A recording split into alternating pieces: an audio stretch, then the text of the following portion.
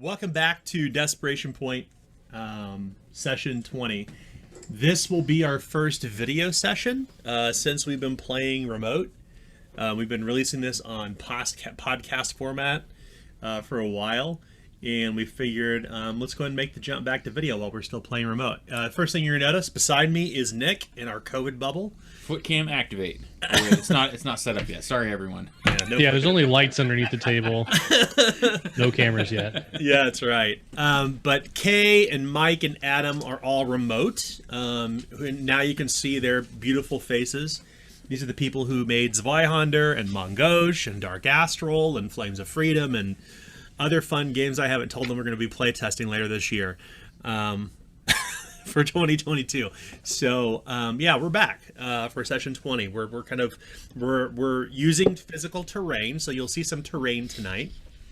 It's gonna be a little messy in the sense that this is not like our videos for Queen of Embers, in that it's not like super high quality, but we're gonna experiment and see what we can do. We've been using terrain now for I think 3 game sessions. 4. We've had one combat using terrain, I think, if I'm not mistaken, right?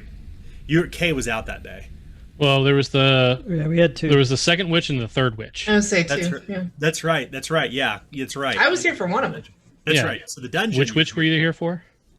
I don't know. The second. I think it was the second witch. The first and second witch were the third, not the third sister. I wasn't answering because I know that was a pun. So. Oh god. You were in the meat sandwich part of the 1. witch. We go with 2? Are we at 2 now? I feel like we're at 2.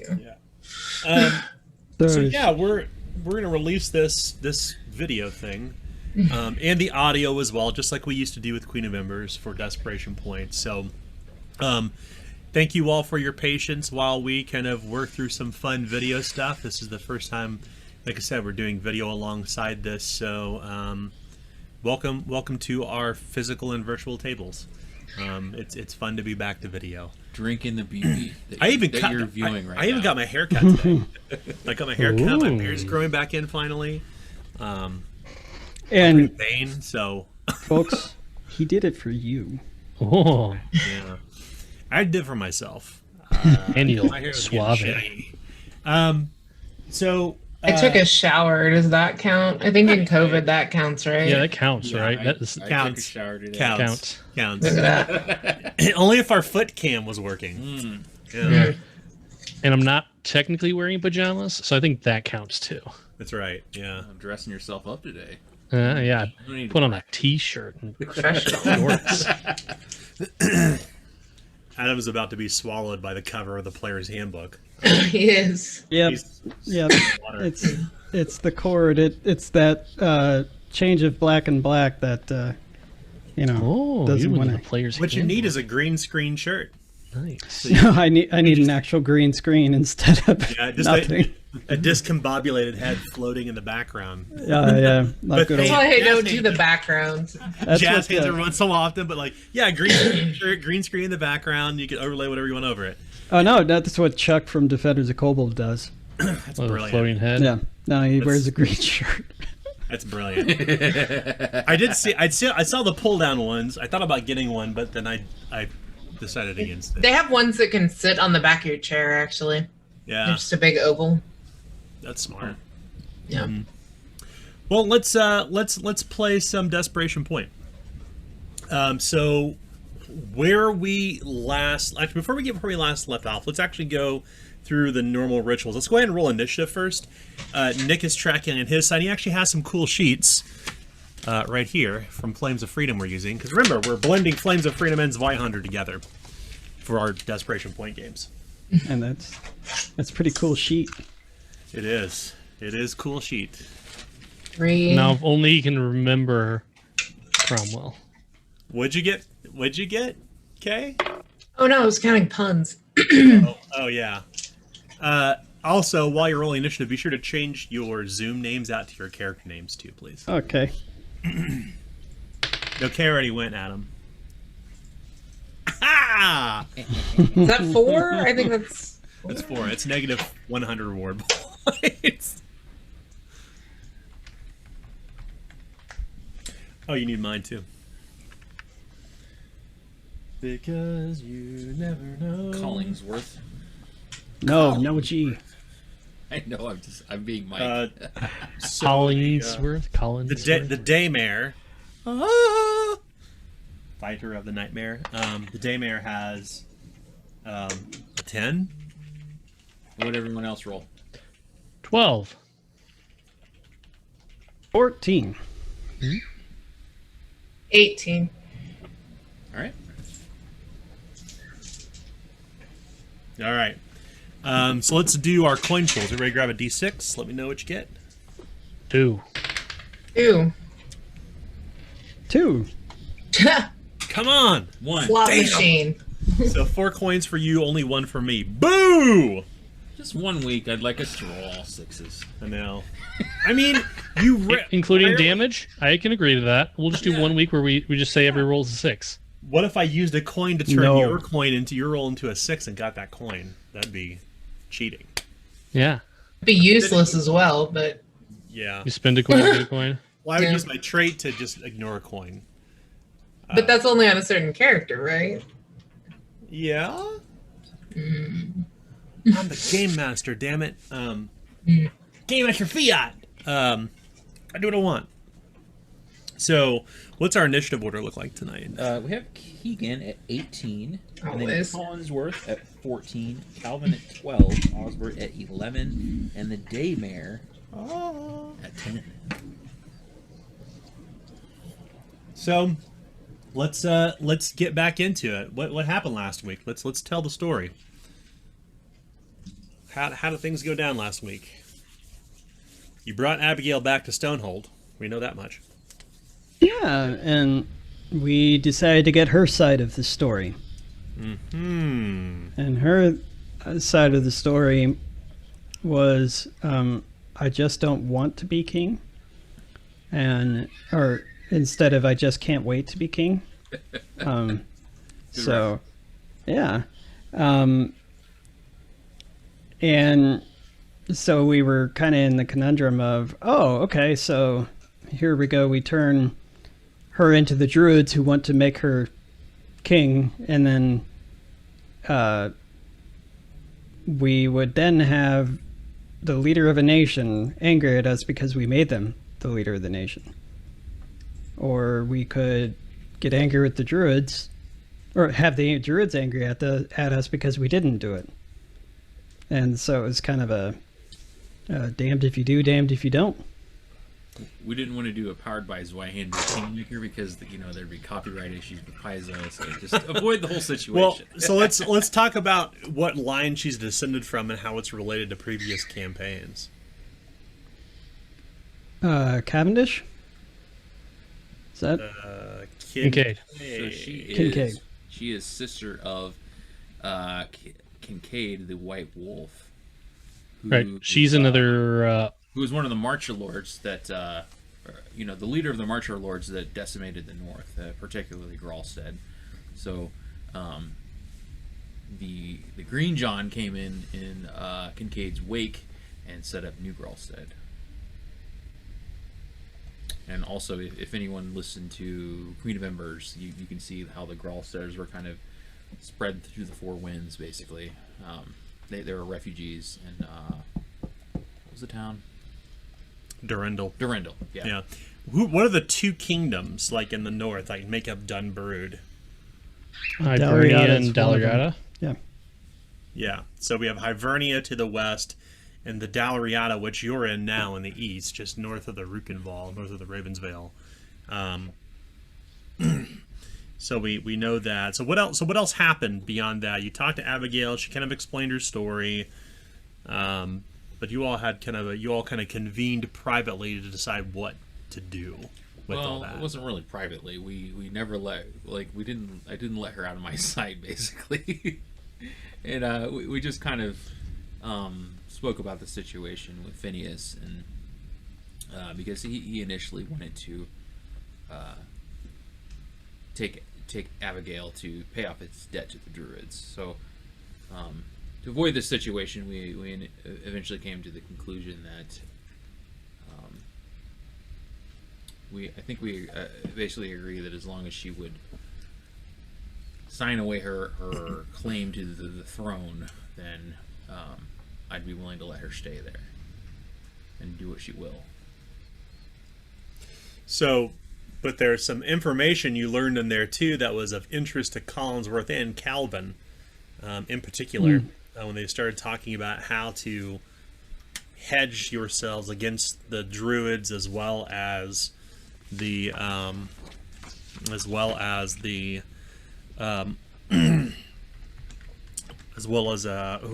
what's their name in Sundown Hill, the Siabran Salamandra. So you discussed, like, she kind of let you in on kind of what was happening a little bit, who the nameless were and stuff too. What'd you learn, Adam and Mike? We learned that our long lost cousin, Yeah, they're all cousins, right? They're related somehow.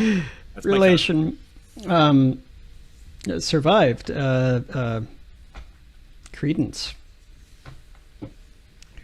Redding. And what does that mean? What that means is that we thought he was dead, and he's also with the Nameless, so that means that we could possibly have an in with the Nameless. Mm-hmm. Yeah. So you kind of So with all that said, you know that there is still some unrest here in Stonehold. Abigail kind of once again reiterated, like, the blood is deep in these lands, and that it's going to be hard for you to hold Stonehold. What decisions did you make? Because you discussed going to the Sentinel Pines to find the Nameless, to find Credence. Mm-hmm. But what else did you talk about? We decided that on the way there we would investigate the spirits in the hills, these daymares that we found out, and try to figure out this situation and dispel the spirits, or whatever we could do to get, heal the land. Yeah. So Calvin, you kind of led it, well, following kind of on Osbert's kind of prodding. You mean kind this of dark ritual that he did? Yeah, you found the area that was blighted. Tell us what happened. So we get there, and it's weird because, like, this old, what you would think would be a riverbed, but it appears to be dried up, has this, like, black mold growing out of it, like out of the earth, and it's very odd. And so Calvin tries to do some testing on it, can't quite figure it out. Goes, you know what? There's a spell for this that I got. I can see if I can try cleansing an area of it to see if that's even possible, or if there's some sort of other source it's maybe tied to. So does the spell, cleanses a small area of it, and then what they were also in this little area was these bushes, which opposed everything else, actually had fruit on it. And so, like, it was very odd, and like I was like, hey, don't eat that fruit, that's weird. That's definitely weird, you shouldn't eat that fruit. Let's investigate this moss, we'll get back to the bushes. And I'm like, okay, well, I'll have to think about this moss, yeah. And then we'll get back to the bushes, we turn around, and there's this, was it cloaked, hooded kind of figure, little hand scythe, like, tending to the bushes. Yeah. And yeah, it looked mighty suspicious. Yeah, that's where we kind of decided to stop. And so everybody gets 50 reward points. And I think we're just going to literally jump right into combat. Whoa! So this is where we may encounter some technical difficulties. Hopefully not. And we aren't. It's great. So we should be able to see everybody here on the side of the video. I wish I could blow this up a little bit, but I guess not. So let's just get going. Cozy on this beautiful quilt. So the land has clearly been blighted. Nothing really seems to grow here, save for these 4 strange bushes. And you could hear these crows kind of cackling in this area of just like this dead partially dried up riverbed where the land has been despoiled, and right as you'd cast Spring's bounty, Calvin, it seemed to cleanse this entire land as far as you can see of its blight, leaving the 4 bushes to still be tended. And as you tended to one of the bushes, as you'd taken your own knife and cut the bush, that's when you noticed this hooded figure kind of dragging aside behind it, and this kind of with its strange vestigial hand that you can see beneath the cloak. This person would be the best description of it, with his long hood that kind of extends from its face down to midway around its body, and just comprised of just complete and utter darkness. So I will need Nick to help me lift and reveal the terrain so we can see what's going on. So, oops, that's all right. I know where everybody's supposed to be at. So now we should see where everybody is. So can you all see the battle map right now? Yes. Okay, so here's what we got. First and foremost, across this precipice, kind of in the hill, we have Calvin right here, who tended to this bush, and I have removed the bush. But there are 3 other bushes that are represented by these little green boxes in these pools, kind of on the battlefield. And near them are these strange hooded figures. There seems to be 4. Nearest to you, Calvin, is the hooded figure you had seen, and I'll spin this toward you so you can see it in the camera. Right here, now more than just 1, 2, 3, 4, 5, 6, 7 yards away.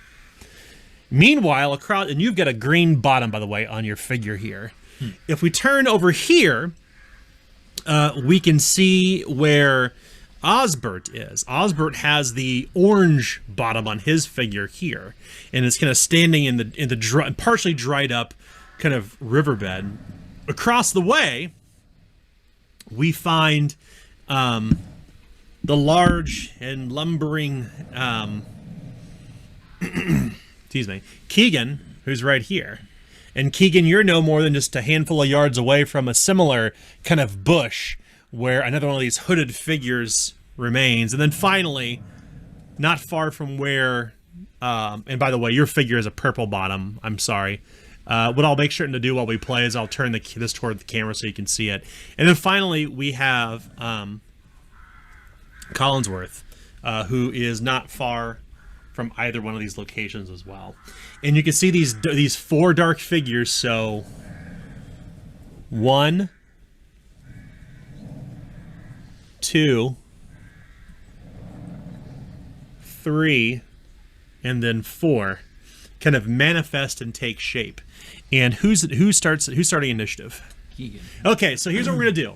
I'm gonna have Nick help me kind of control the turntable for terrain, so we can always keep the focus on the figure or the player that's about to go. So nearest to the camera with the purple bottom is right here, who is it's Keegan. So Keegan, it's your turn on the initiative tracker. What do you want to do?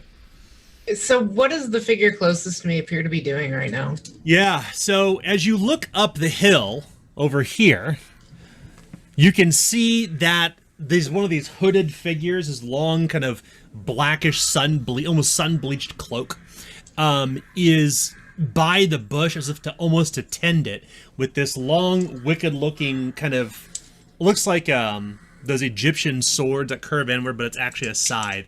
But it looks like a very, very old scythe.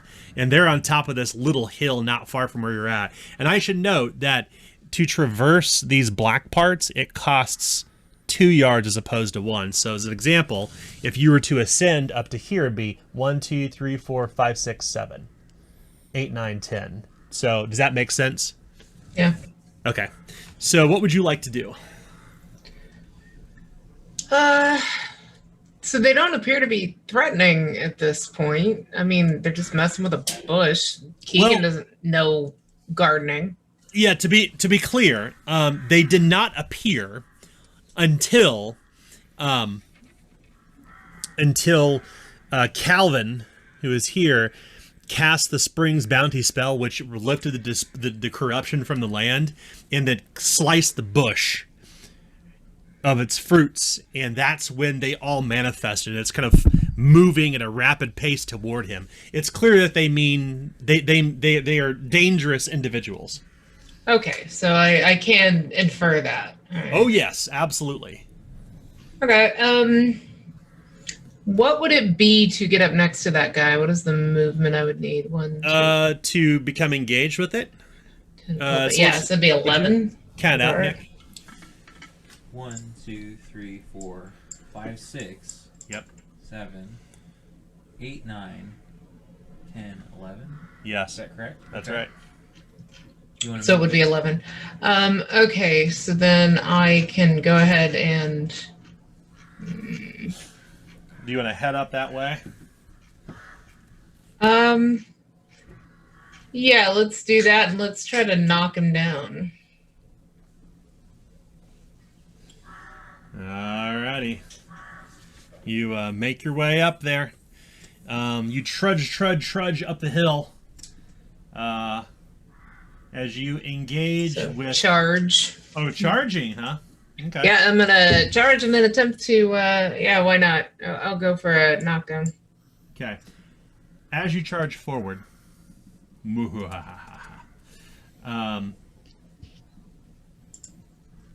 you charge through rough terrain? Or would that be considered rough terrain? It's not hard terrain. No, Okay. There's no hard terrain here. But good question. So as you kind of charge forward,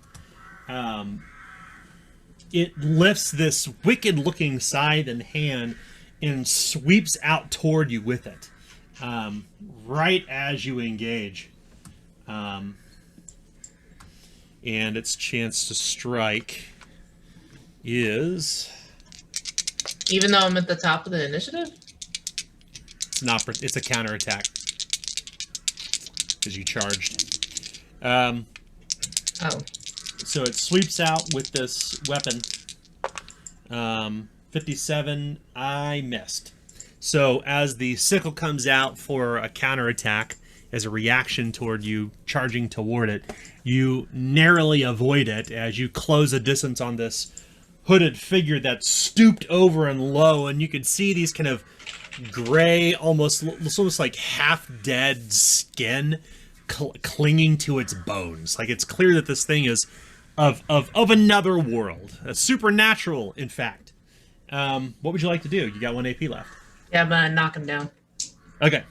Or attempt to take down. Guys, it's knocked down in, isn't it? Yep. So your chances will, as you charge, it will be routine. Okay, and that's I can use athletics or coordination on that. So I think my coordination is slightly better if I remember right. Yeah, just slightly. I have a 37. Is this standard difficulty? It is routine. Routine. Okay, so 47. I rolled a 41. Nice. Nice. As you kind of get right up on this hooded figure, and you're standing right beside the bush with all these flowery-looking berries, you shoulder into it and seem to almost pass through it as if it was some illusion or something made of mist, for your blow does not connect. Okay, Anything else? that's all I got. Okay. No AP left. Who's next? Collinsworth. Collinsworth. Okay, so that brings us to Collinsworth, which you are right here, in fact, Collinsworth, with the red bottom figure. You're not far from where you can see that Keegan ran to, and your brother, of course, is across the way on another hill. Moving through this blue area, by the way, it's not going to cost you anything. It's just there for effect. Kind of give you an idea. That's basically a dried up kind of riverbed, but all the black stone basically represents where the despoilment's been chased away by the Spring's Bounty spell. That's why nobody is currently suffering from any sort of conflict or corruption by remaining in the area. Calvin, you didn't know this last time, but your casting of the spell was actually well timed, because the longer you would remain in the area, the more conflict you all would have suffered. So your spell casting last game session actually helped everybody keep from suffering conflict. from the despoiled land. So back to where we're at though with Collinsworth. You're right here on this low hill, and you turn toward, and you can see what's happening clearly with Keegan, that he passes almost right through this strange specter. And you can see this vibrant green bush with little red berries dangling from it right beside her. If you look across the way, you can see your brother, Calvin, as he hacks away at the bush and removes like some of the berries in the bush. It seems to almost like it just basically it very quickly turns gray and brown and shrivels up. Okay. I'm going to take out my knife. Okay. Your knife is now in hand. And then I'm going to hustle up towards the bush that where Keegan is. Okay. So what's your movement? 8, so I'll probably have to do it twice. Yeah, so we'll go 1, 2, 3, 4, 5, 6, 7, 8. Oh yeah, no, I can do it. You get up there. Yeah, you Okay. You come up toward the bush and you've got your knife in hand. So that's 1 AP. I'm going to start trying to use the knife as some sort of pruning implement or something, because I saw my brother do it. So You did. I'm gonna try and destroy this bush. Wonderful. Okay, I would like for you to roll damage. Oh, okay. That's all you gotta do. Just roll damage. The knife is off of combat. Oh, I got a 6.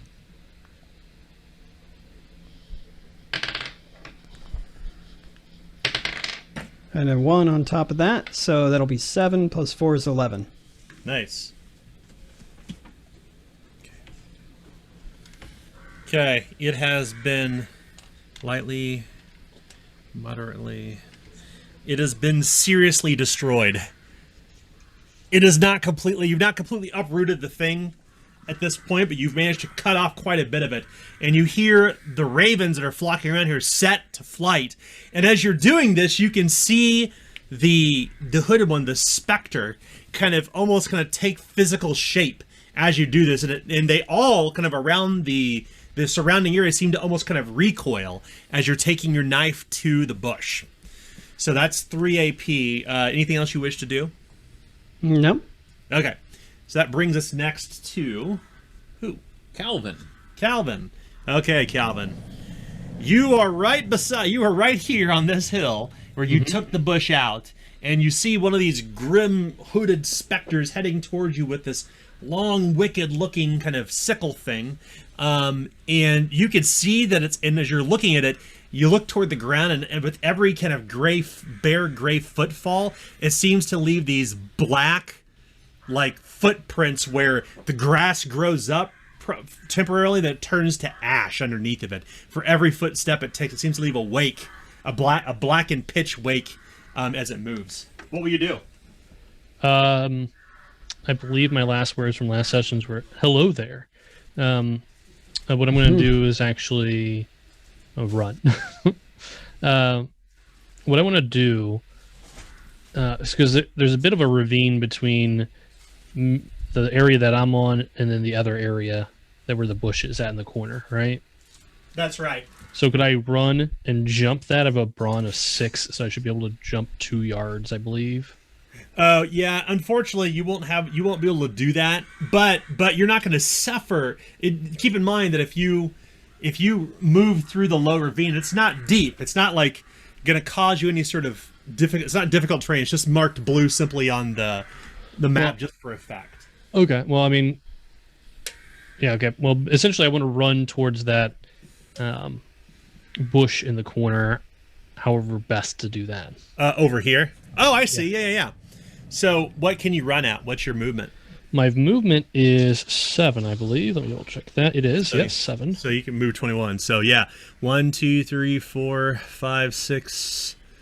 I'm assuming you want to avoid this creature. Well, yeah, that's why I was wondering if I could jump from one platform to the other. Yes, you can. 5, 6, I can 7, jump 2 yards. Yeah. Or 8, 9, 10, 11, 12, 13, 14. Yeah, absolutely, you can do this. Cool. In order to leap successfully, you'll need to make an athletics test or else suffer peril for crossing. So as you run as fast as you can, you're ready to leap across the rocks. Go ahead and make a routine test for this. Right. Routine athletics. That should give me a 70. I rolled a 22 crit success. Nice. Okay. So you managed to make it over there, and I'm going to give you 1 AP back. But unfortunately, it's not enough to allow you to have enough time yet to remove the bush. You need 2 AP to strike and destroy the bush. Mm-hmm. So I'll just bank that AP then. You don't want to use a coin? Sure, I'll use a coin. Yeah, it's a good idea. Use a coin to start. Try Okay. rooting out the problem of this issue. So go ahead and roll damage. Okay. All right. That's a 3 plus. Gonna go with 6. So that's 9. Okay, it is moderately destroyed. This bush as you're hacking and hewing it with quickly as fast as you can with whatever kind of cutting implement you have at hand. And that brings your turn to an end. Who's next? Next is Osbort. Osbert. So Osbert, you are clearly kind of in the remains of an old half dried up ravine. And the water, to keep in mind, the water is not, it's not deep. It's like up to your ankles at best. But it's clear that, and the only reason the water is almost a crystal clear blue is because Calvin cast his Spring's Bounty here. So that saved you all, unwittingly, has saved you all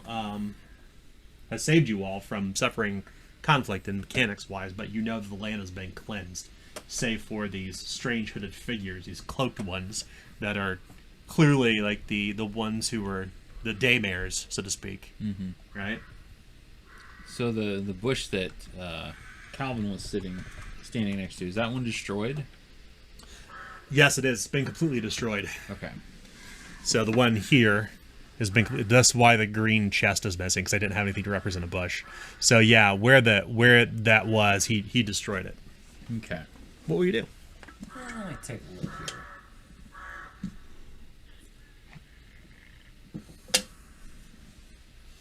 I'll make my way up this hill. Okay. 1, 2, 3, 4, 5, 6, 7, 8, 9. And I'm gonna pull out my double-barreled pistol. So that's 1 A. It's 2 AP so far. Okay. And fire. Okay. So you level your weapon toward the one nearest over here. So it's 1, 2, 3, 4, 5 yards. Mm-hmm. So you level your weapon. It's going to be a standard attack. Okay. All right. Nice simple. So it's going to be a 47% chance to succeed, and a 30 succeeds. Okay. The bullet seems to find purchase as the daymare staggers back from the shot. Clearly, you kind of all put it together that if you were to destroy these bushes, it'll cause them to become physical, and perhaps you can drive them away. Nice. So damage. Damage is 5, and I'm going to turn my D6 into 2 into a 6. I've got 3 coins now. You have 2 left. So that will be 11 plus 3 is 14 damage. 14. Ooh. It is lightly wounded. The bullet finds purchase and it staggers back, but like some living nightmare, doesn't really seem to drive it away. Anything else you wish to do? Nope. Okay. Whose turn is it now? It's the daymare turn. It sure is. So the one that is nearest, Osbert, begins to carve a dark path across the landscape. And with every step, the ground is despoiled black once again, and will be represented on the It'll be represented on the terrain with these little brown things. These little brown tiles. As it charges forward toward Osborne, and it seems to leap without effort between the broken bits of rock. As it charges in, it kind of pauses and it raises its sickle, and then you could see like the hood almost seem to part like some great mouth, and it reveals this intense darkness that is where you cannot see its face, but nothing but the endless depths of space and time, just the absence of all life. As I will spend a coin to use horrific. You need to make a resolve test to withstand terror. This is going to be a hard test. Okay. That'll be a 21% chance to succeed. And I did not succeed. Ah, okay. Well, you gain 9 conflict, as you were clearly terrified. And 5, 10, 13 peril. Peril. Okay. And as the darkness is opens from its hood and is all-encompassing, I will use my last action point to attack as it sweeps down with its... it will sweep down with its sickle. Using... Actually, I'm going to spend an extra coin for that. It's going to use a... it's going to use a... I apologize. It's going to use a targeted attack. And it's going to attempt to try to lash out toward your body to gut you. So its chances to strike are 60%, actually charged. So 70%. 35 strikes. Do you want to attempt to defend? I don't have any action points. Wah, wah. Okay. You immediately suffer. As a result, 9 plus 1, so 10 damage. And you are disoriented. Sorry, you're gutted. And because you were gutted until the end of combat, you must spend 1 additional action point for movement actions until the end of combat. So you are gutted. And I think we could probably cue up some combat music if you all want. Do it. Sound like a plan? Mm-hmm. All right. Let's do that. Let's raise the stakes a little bit. Okay. Meanwhile, across the battlefield, nearest where Calvin is, the Grim Spectre begins to move toward the bush. 1, 2, 3, 4, 5. Leaving in its wake with every step this kind of blackened steps, despoiling the land once again, returning the corruption to the land. And it seems like the creatures are probably the dark gardeners, so to speak, of this place. For as the hooded one leans down, it is going to use, on the bush, specifically, it is going to use, for its 2 action points, it's going to use First Aid to try to restore the bush using its strange, otherworldly sorcery. So its chances to heal the bush are equivalent to its incantation. So it has a 55% chance. And it costs 2 AP for this. I roll a 38, which succeeds, as it moves the bush now to lightly mangled, lightly destroyed.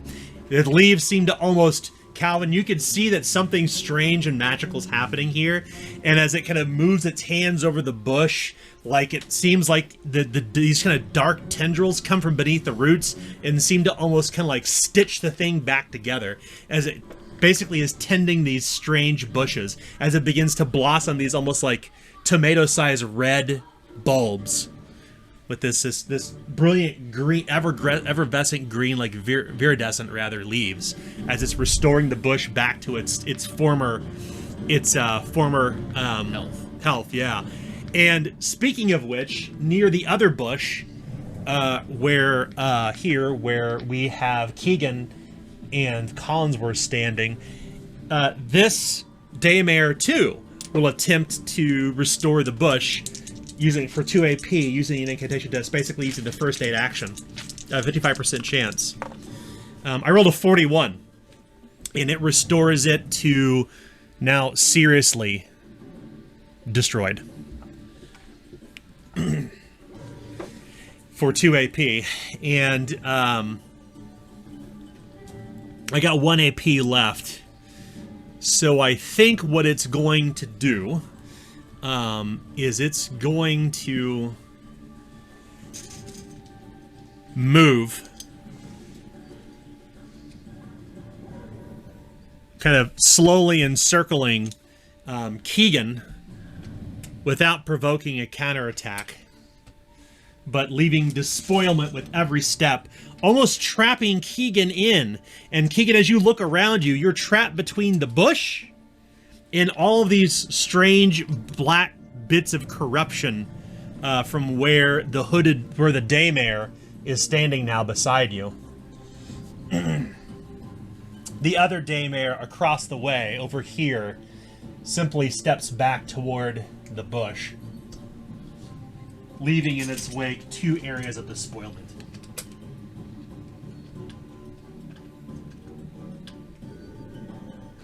As it moves to protect the bush, just in case. So, the daymare's turns are now over.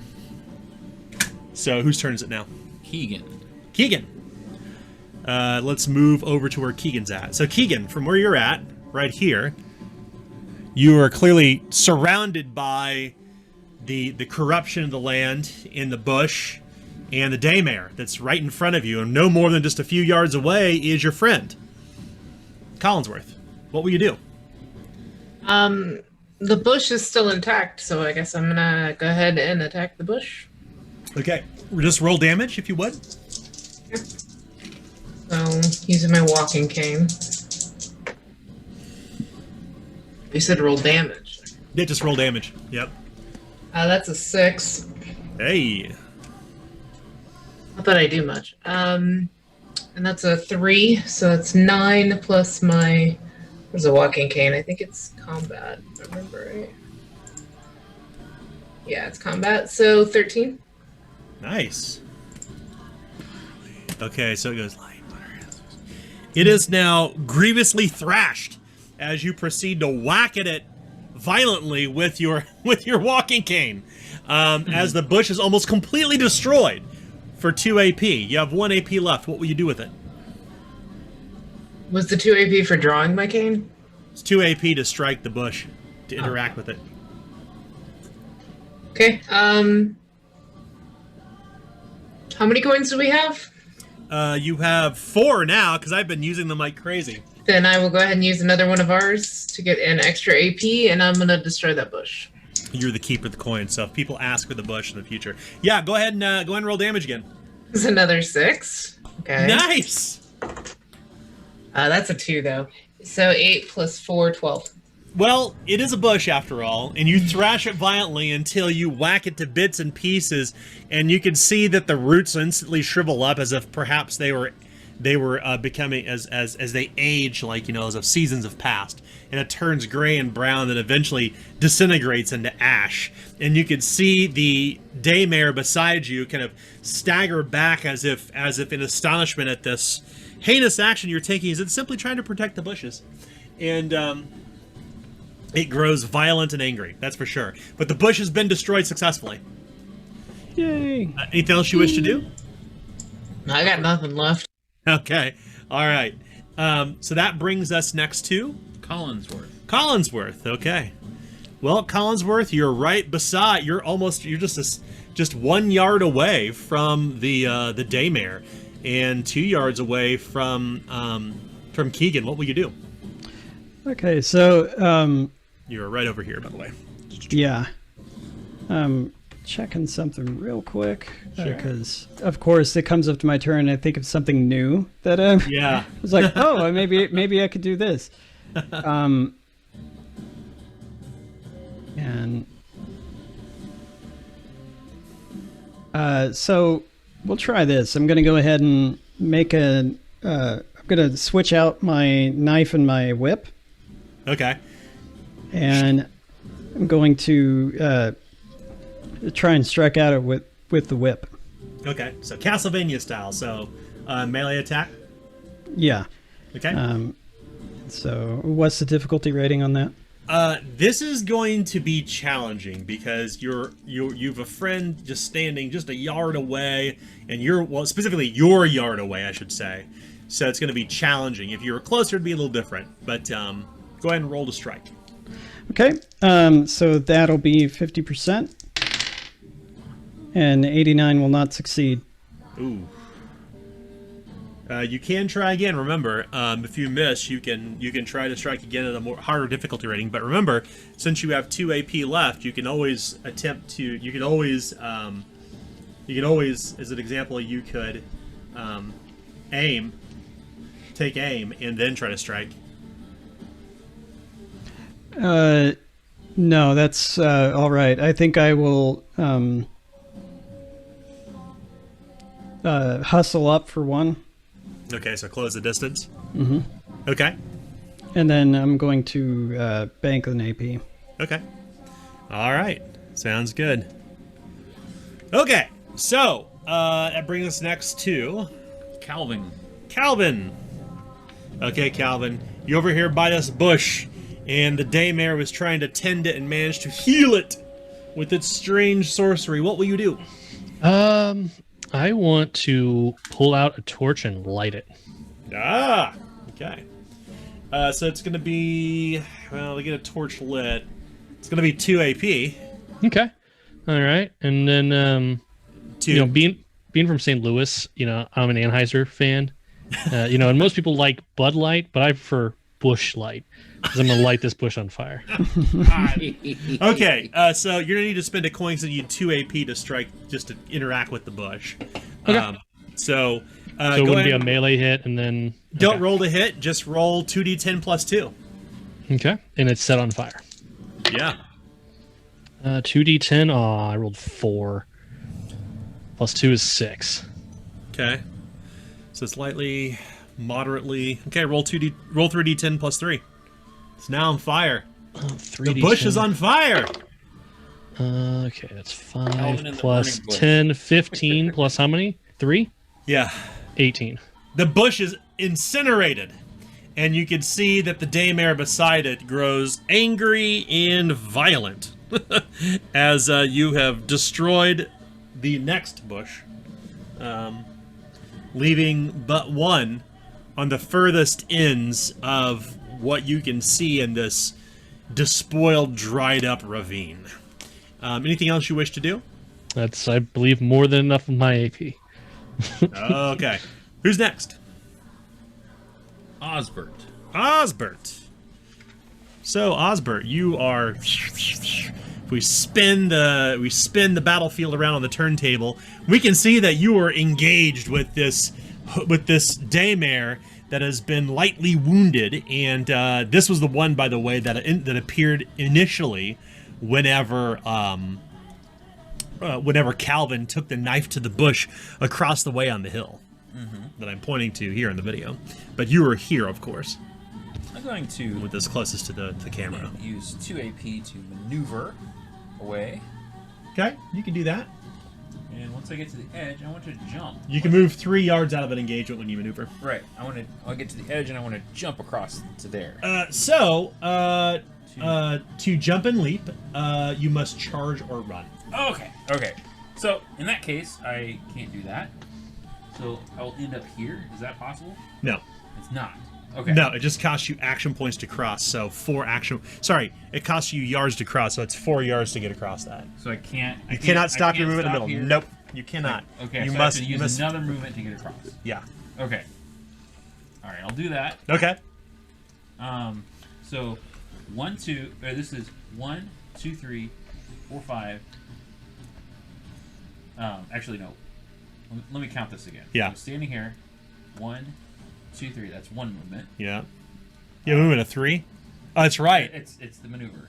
It's the maneuver. Remember. Oh, wait a second. You are currently gutted. So Okay. as you begin moving, you realize that your stomach is like weeping blood, which means you must spend an additional action point to maneuver. So that's 3 to maneuver. Yeah. Here. Yeah. You cannot stop your movement in the middle of terrain like that.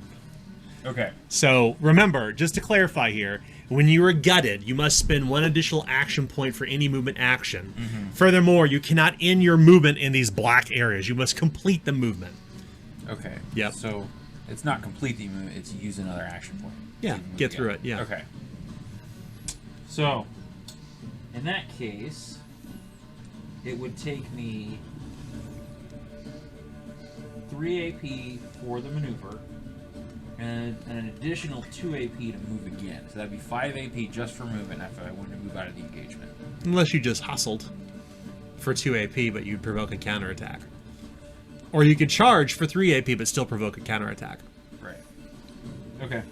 Yeah, gutted is a nasty, nasty condition, which Right. makes it very difficult to move, especially when you have territory, or especially when you have every footfall of the daymare is kind of despoiling the territory around you. Right. With these represented by these little brown tiles on the map. Okay, let's do this then. I'm going to knock down on the daymare instead. Attempt to knock down. Yes. Okay. All right. So this, because the daymare is no more taller than you are, but it is formidable. Your chance will be standard. Okay. So that is a 60% chance to succeed. And I did not succeed, but I'll re-roll. For a coin. Ooh, For a I got coin. 4 coins. You guys have 1 left. Oof. And that is a success. No! Okay, what must it resist with? So for a knockdown, must resist coordination or be knocked prone. Okay, so it has a 60% chance. I roll an 86, but I'm gonna use a coin! Actually, I'm sorry. That's like, oh, I forgot to mention. Whenever I succeed, it's always considered a crit success for coordination test. oh, nice. So what's the crit success on a knockdown? Let's clarify this. Your foe cannot resist and must spend 3 AP to get up.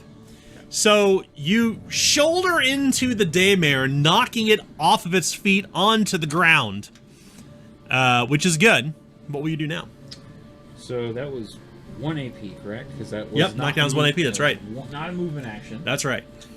It was a rough and tumble. Rough and tumble. Okay, so I guess I have 2 AP. It's right here.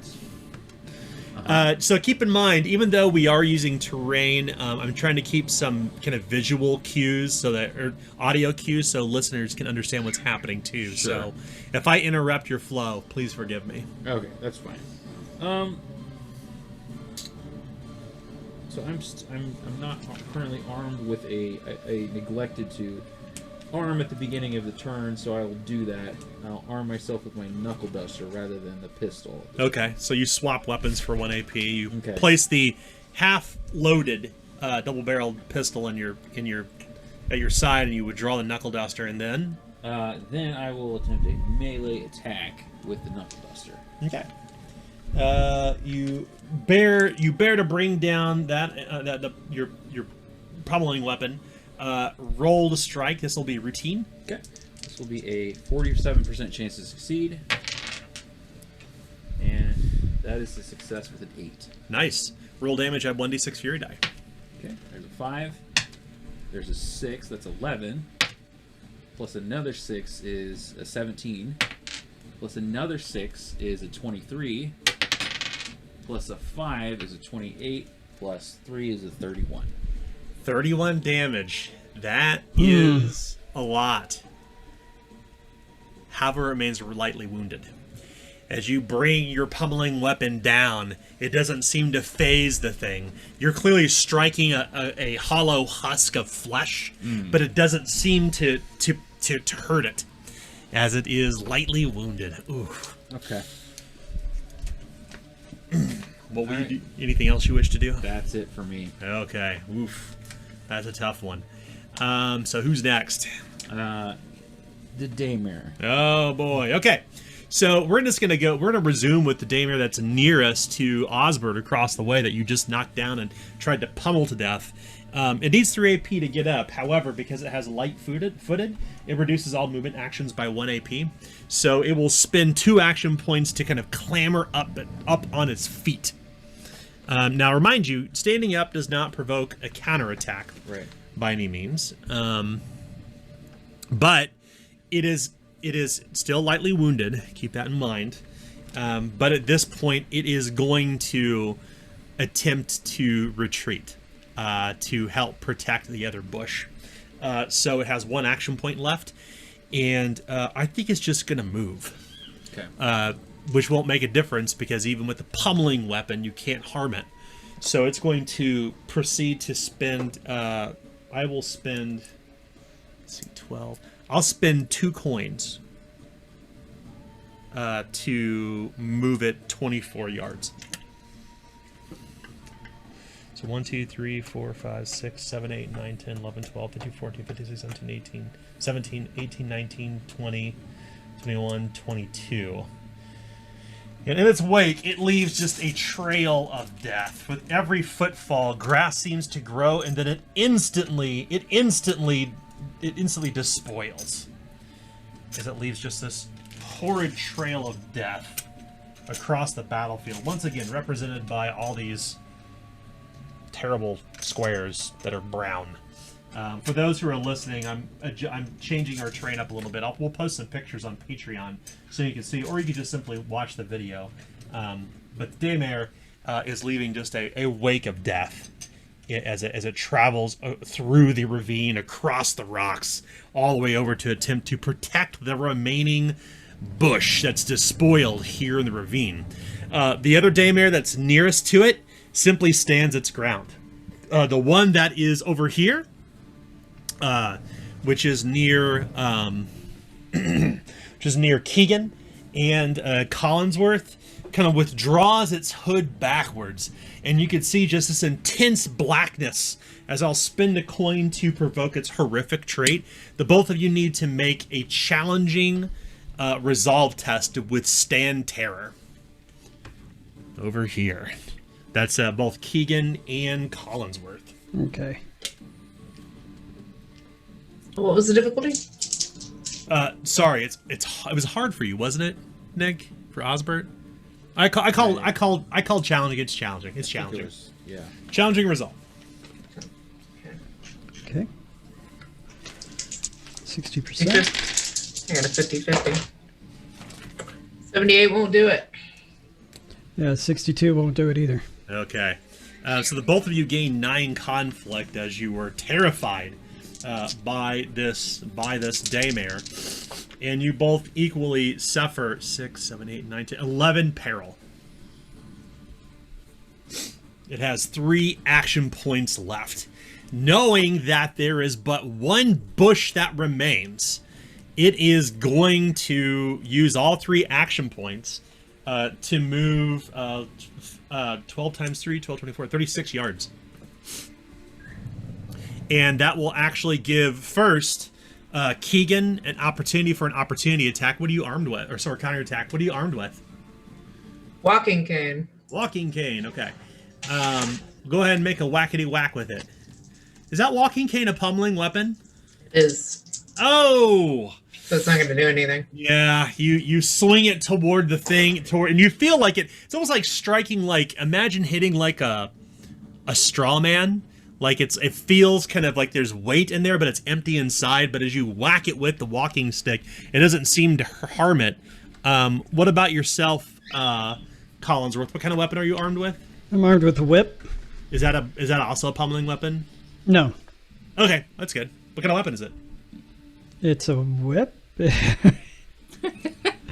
a whip. Yeah, it's a whip. It's So, it's ineffective It's ineffective, yeah. and entangling. Oh, nice. Okay. But I could still strike it. You sure could. You could potentially even stop it. Yeah. Go ahead. Roll your opportunity. Roll your counterattack. Sure. Um, Okay. Yeah, this will be easy for you. Easy. That will be. I miscalculated earlier. It'll be 70%. Wow. I still missed anyway. Oh. No. I missed anyway on the first one. 17. On this one, I succeeded. Nice. What does it need to? So it's entangling. So, I'm going to put it in a chokehold. It needs to resist with athletics. So, real quickly, I think we've got a mismatch here in stats. So it should be a horsewhip, which has strangling and sweeping. Okay. And to be clear, so strangling allows you to use a chokehold, and then sweeping allows you to use a knockdown. So, which one do you want to use, a knockdown or a chokehold? A chokehold. Okay, cool. All right. So it must withstand the chokehold. What's it need to do? Well, unless there's something different with Flames of Freedom, it needs to resist with an athletics. Okay, so as a reminder, just to be clear, let's make sure that we have our actions in combat from Flames of Freedom download. I think we all do. Just because I need help managing this. Chokehold is making athletics. Oh, never mind. You're right, Adam. Yeah, so resist athletics. Resist athletics? Okay, thank you. Perfect. Yeah, we'll take some time after the session to kind of get things cleared up. So yours was easy, which means it's hard. Oh gosh. Oh man. It's a 25% chance. Ooh, this is gonna be tough. Because You'll if you make do, it. you could potentially stop it. I believe in you.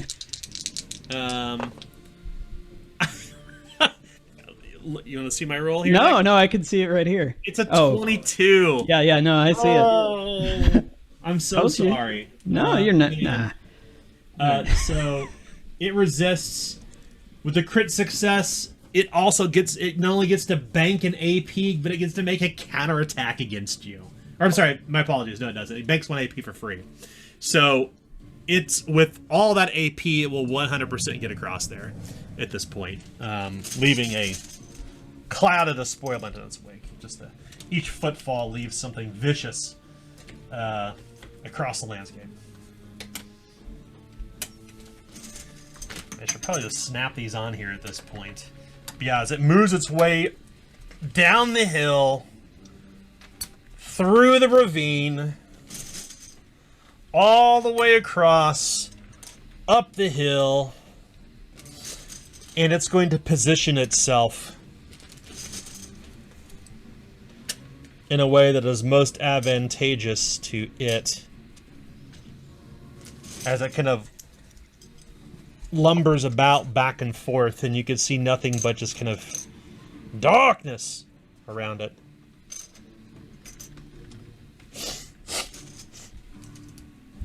As almost the entirety of the lower part of the escarpment near this hill is just roiling with blackness, canceling out parts of the spring's bounty.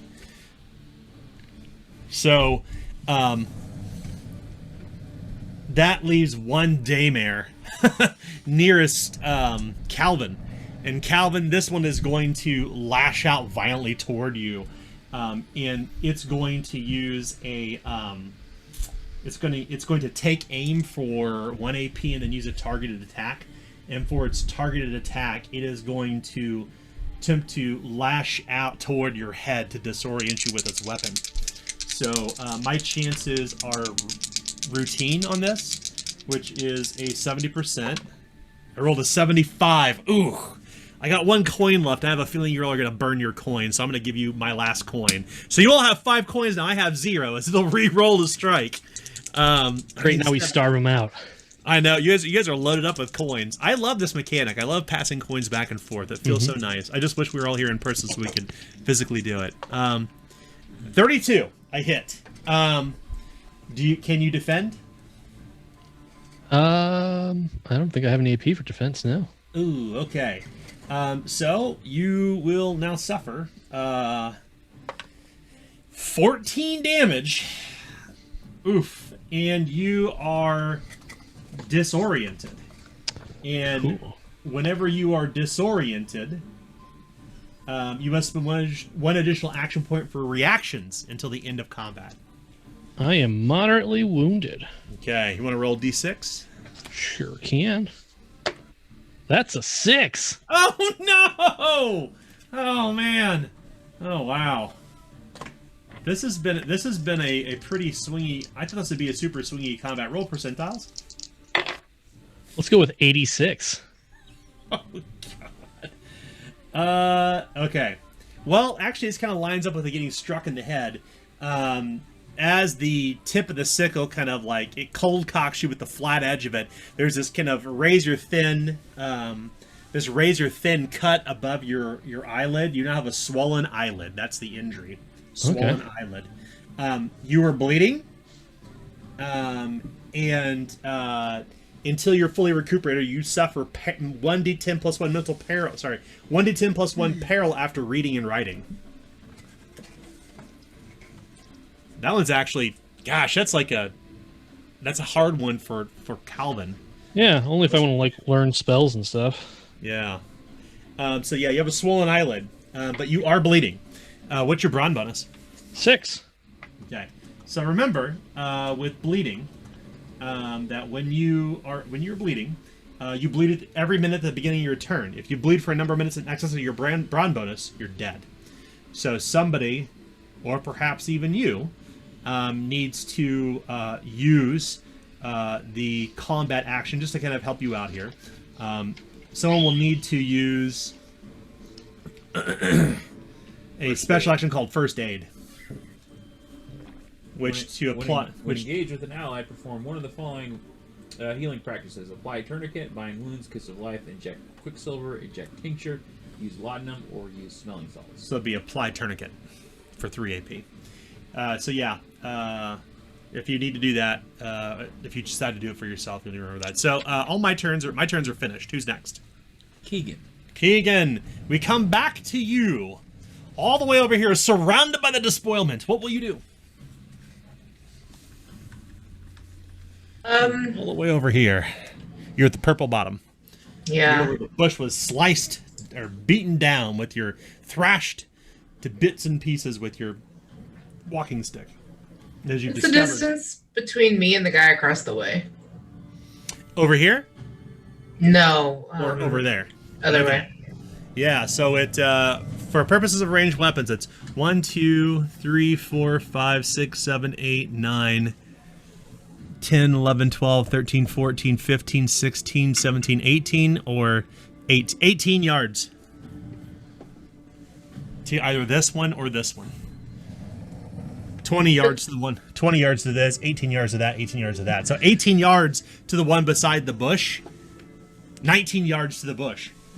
Okay, so I'm going to draw my shepherd sling. I am going to quick load it for 0 AP. Okay, nice. So quick load. When you quick load, let's clarify just for our listeners, because this is a new action. Tell us what quick load does. Okay, let me find it exactly so I can read it off. I've got it here if you want. I've got it. On your turn, quick load a ranged weapon for 0 AP. You can only take advantage of your weapon's short distance and are defenseless until the beginning of your next turn. So then what I'm going to do is move my full movement. It's going to take me a double to get down those hills, isn't it? Yeah, the black.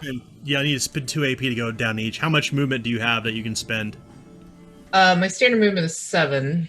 7. Okay, so you want what range do you need to get in, I guess, to be in short distance? That's a better For question. short, 9. 9. Okay, so So I should be able to do that with a double movement. So 1, 2, 3, 4, 5, 6, 7, 8, 9. So yeah, you should be able to. So yeah, if you go here to the very, very edge of the bottom of the hill, and right before you step on the ravine, you'd be 9 yards away from the nearest daymare. And yeah, let's just throw this. All right, you lob the stone. Roll to strike. It is going to be standard. 50-50 on that. And that's a 8. So Nice. Is a That shepherd's hits. sling, is that a pummeling weapon? It's it is not. Oh, nice. That's good. Roll damage. Fast throwing and weak. Nice. Okay. Okay, so my damage, Does throwing give you brawn bonus to damage, or is it? agility is what I had. No, so It might be wrong. throwing is a quality. You need to look it up. It does not Okay. give you anything for damage, but know your own qualities, please. I don't know Okay. what they all are. There's 37. Right. But I know they don't. It doesn't add damage. I think it's for distances. No, but it's yeah. No, that's no. it You is. know. Okay. I think here's what I'm saying. You know your stats. Okay. Yeah. So do what you feel works best. But for questions around qualities, please pick out your books in Sure. book. Okay. So I'm gonna go ahead and use a coin and flip this to a 6. Nice. Yeah, you got coins. You got a lot of them. You've got 4 remaining. I've got 1 now. Because that was a 1, and I don't want to do 1. Nice. And that's another 6. Okay. Nice. So that's 12, and then that's a 2. So that's 14 plus my bonus, so 18 damage. Nice. So, the stone strikes this husk of the daymare, as it is moderately wounded. However, the daymares do not suffer injuries, for they are the walking dead. They are from the elsewhere, so you cannot suffer injuries. So, anything else you wish to do? I mean, that'd be on my AP. 2 to move, Yep. 0 AP to load, and 1 to throw. Yep. And you're defenseless. Oof. So throwing weapons don't have a medium or long range increment. Right. Unless you're a blitzballer thrower.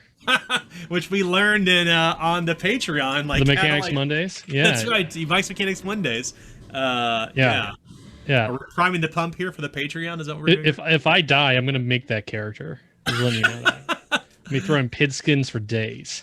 Pig skins for days. Flaming, flying pig skins. Yes. Okay. So who's next? Collinsworth. Collinsworth. That brings us to you. You are, of course, at the top of the hill where the despoilment surrounds you, and you can see that Keegan ran down the hill with a shepherd sling and slung a stone toward the daymare, and it staggered back, striking the gray hooded husk as it is moderately wounded. The one nearest it is lightly wounded. They're still trying to kind of zero in and protect the remaining bush. What will you Okay. I'm going to switch out weapons to my bow. do? Okay. Self bow? Yes. Okay. Alrighty. And then I'm going to ready it for 1 AP. Okay, so load. Alright. Yeah. I'm going to take aim, and I'm going to try and fire at the one that is right there. Yes. Yeah. You're so a good it's guesser. 1, 2, 3, 4, 5, 6, 7, 8, 9, 10, 11, 12, 13, 14, 15 yards. Okay. Let me check my ranges. Self bows are nice. If you could hide with self bows, which are great. Well, they're nice. They're really nice if you have martial range trained, but Oh no! yeah. But we're still going to try, right? Okay. So you said 14, right? Is that what I said?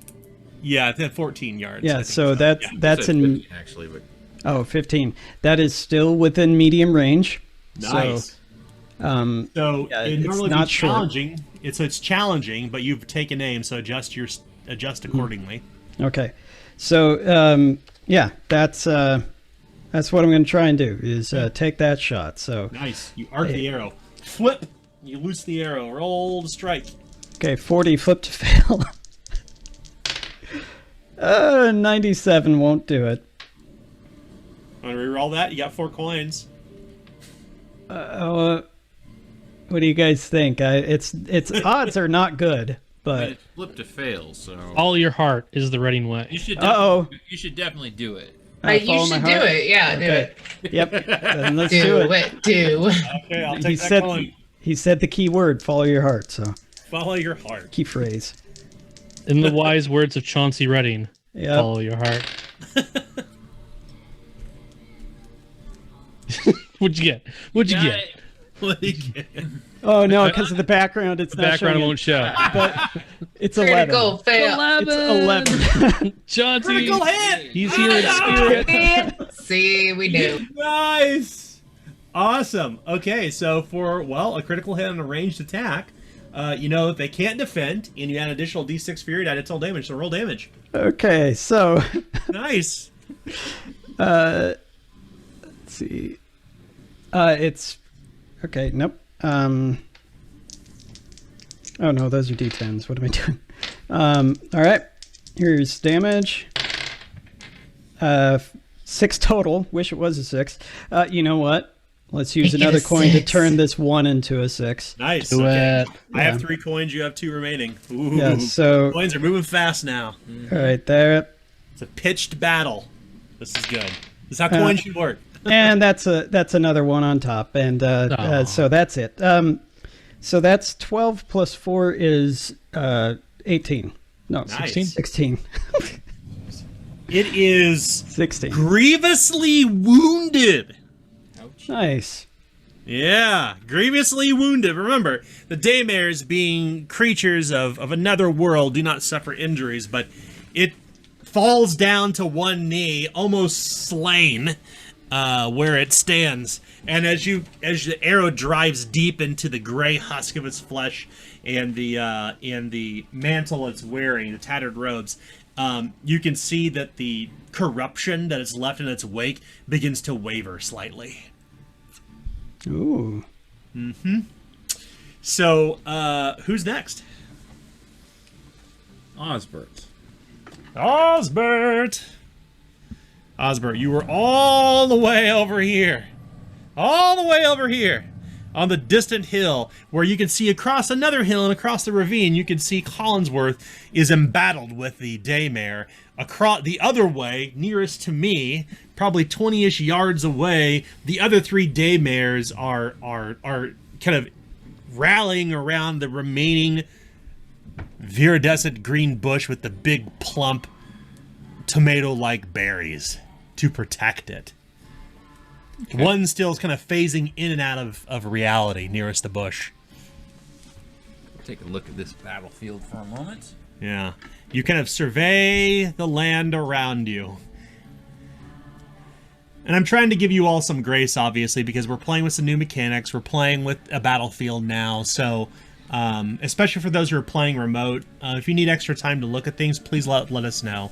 I know you're not here in person with Nick and I, so just when it comes your turn, just let me know if you need us to better explain where you're at. Okay.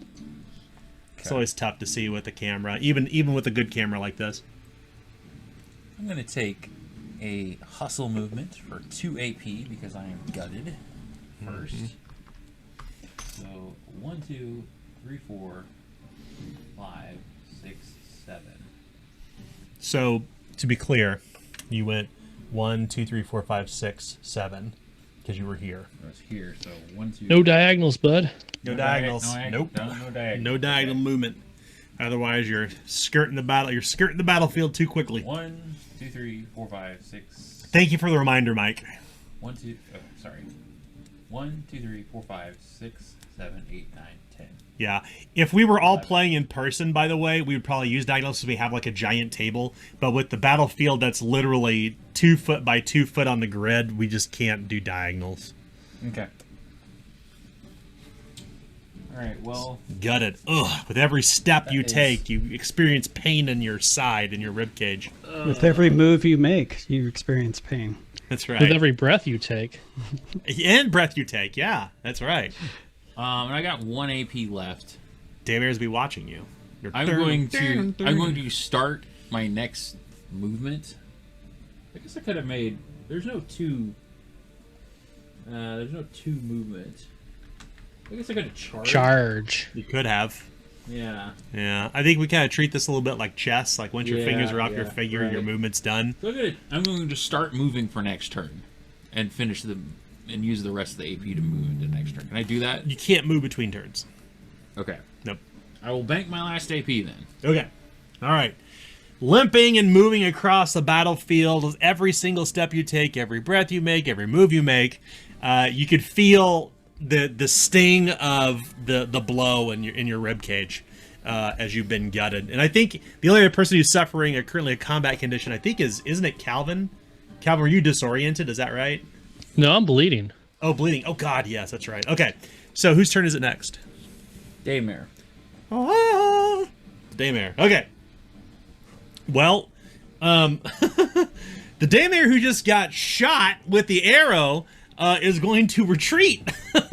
1, 2, 3, 4. I think you did. We must have. Wait, Because I got bleeded and I haven't had a turn You're since. right. You're right. It's Calvin. Calvin, It's Miss the Calvin. two C names again. Calvin. Damn it. Yeah, it's one of us each time. All right, so We're knocking 25 reward points off Nick's character. yeah, Nick. So yeah, go ahead and go, Calvin. Sorry. Just to All be right. clear for our listeners and viewers, part of the change we moved in Flames of Freedom is that players track initiative now to take some of the load off the game master. So I'm blaming Nick. Everybody blame Nick. Blame Nick. Shame. Like there's a bell. Shame. There's a shame bell. All right. So Calvin, I'm bleeding a bit. He's gonna. Cross away. That's right. This is your first minute of bleeding, by the way. Yep. Numero uno.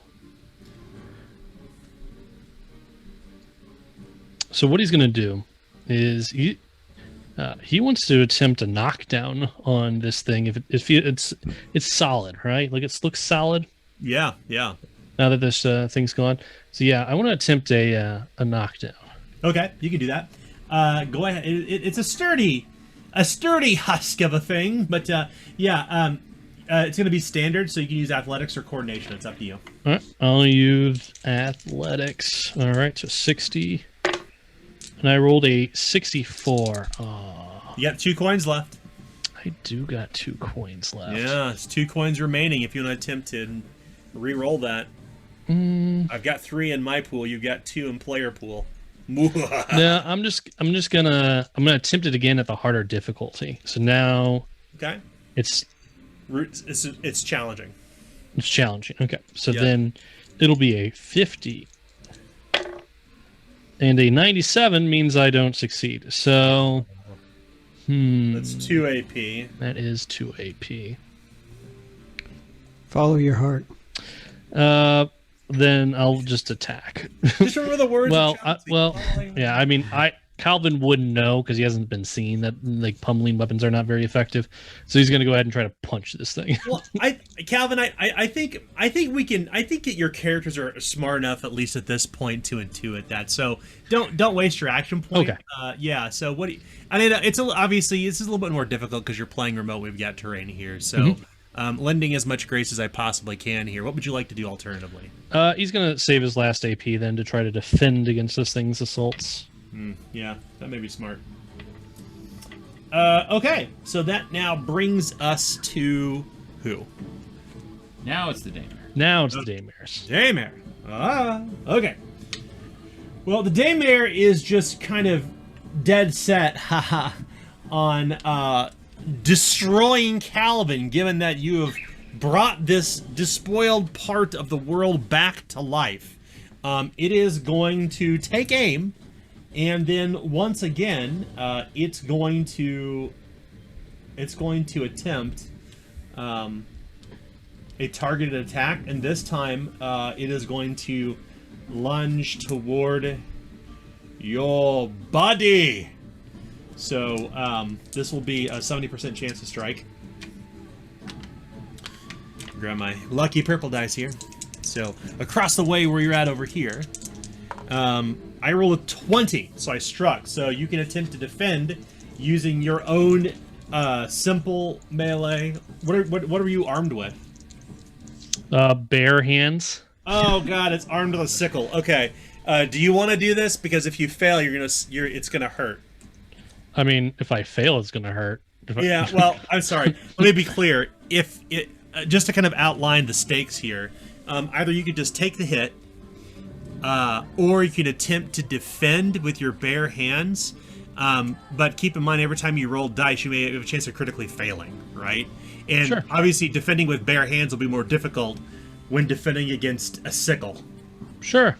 So, do you want to attempt to defend still? Oh yeah, we're rolling these dice.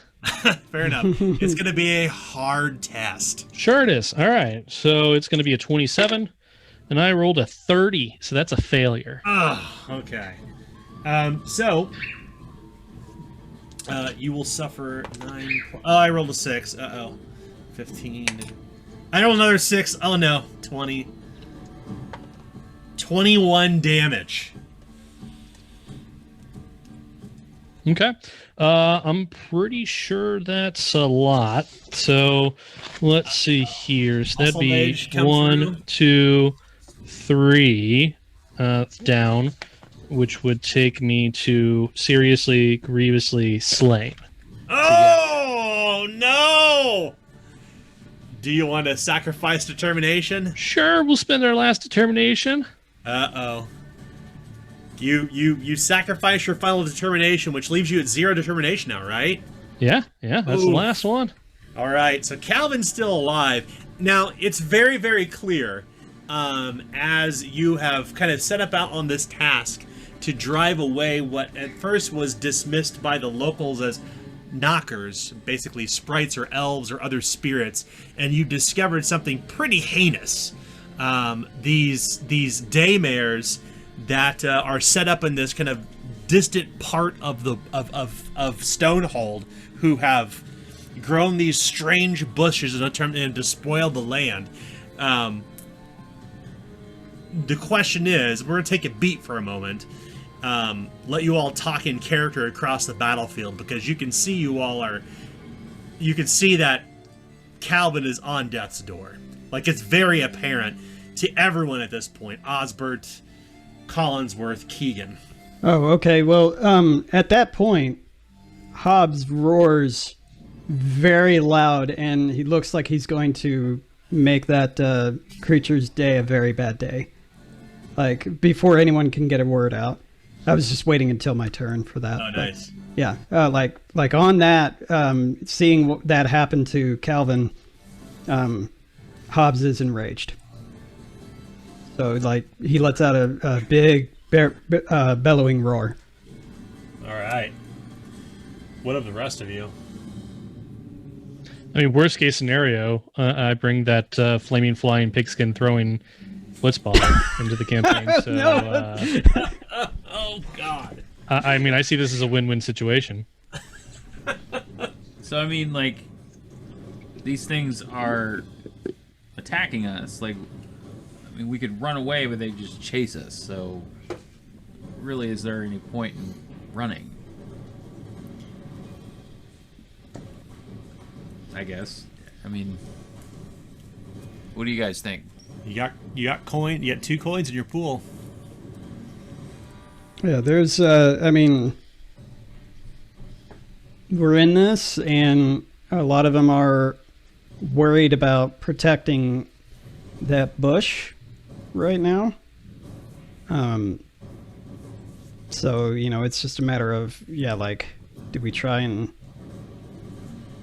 like, I don't want to do too much table talk, but essentially, like, you see Hobbs turns its attention towards that one, and even Collinsworth is like, you know, he's looking over like he's about to shout out for his brother and see if he can ready his bow to lend assistance or something. Okay. Like, you could see that both of them are now noticing what's happening over there and turning their attention towards that. So do you all intend to keep in the fight? Sure. So, yeah. Okay. Sounds like it. All right, so whose turn is it now? Who just Keeg- went? Keegan. Keegan. Well, No, I haven't gone. That's what I mean. It's your turn. Your turn, Keegan. Oh, it's my turn. Keegan actually calls out, who do I go for? Help!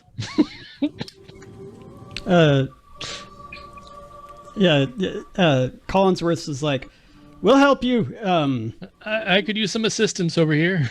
We'll help you. Keegan, take that one down. Because it looks hurt, doesn't it? Like, we can at least tell that much, right? Yeah, it's staggered. You can see it's down on one knee across the ravine. I mean, it's got an arrow stuck right in the center of its chest. Okay. So Keegan will take the 1 to reload for his 1 AP.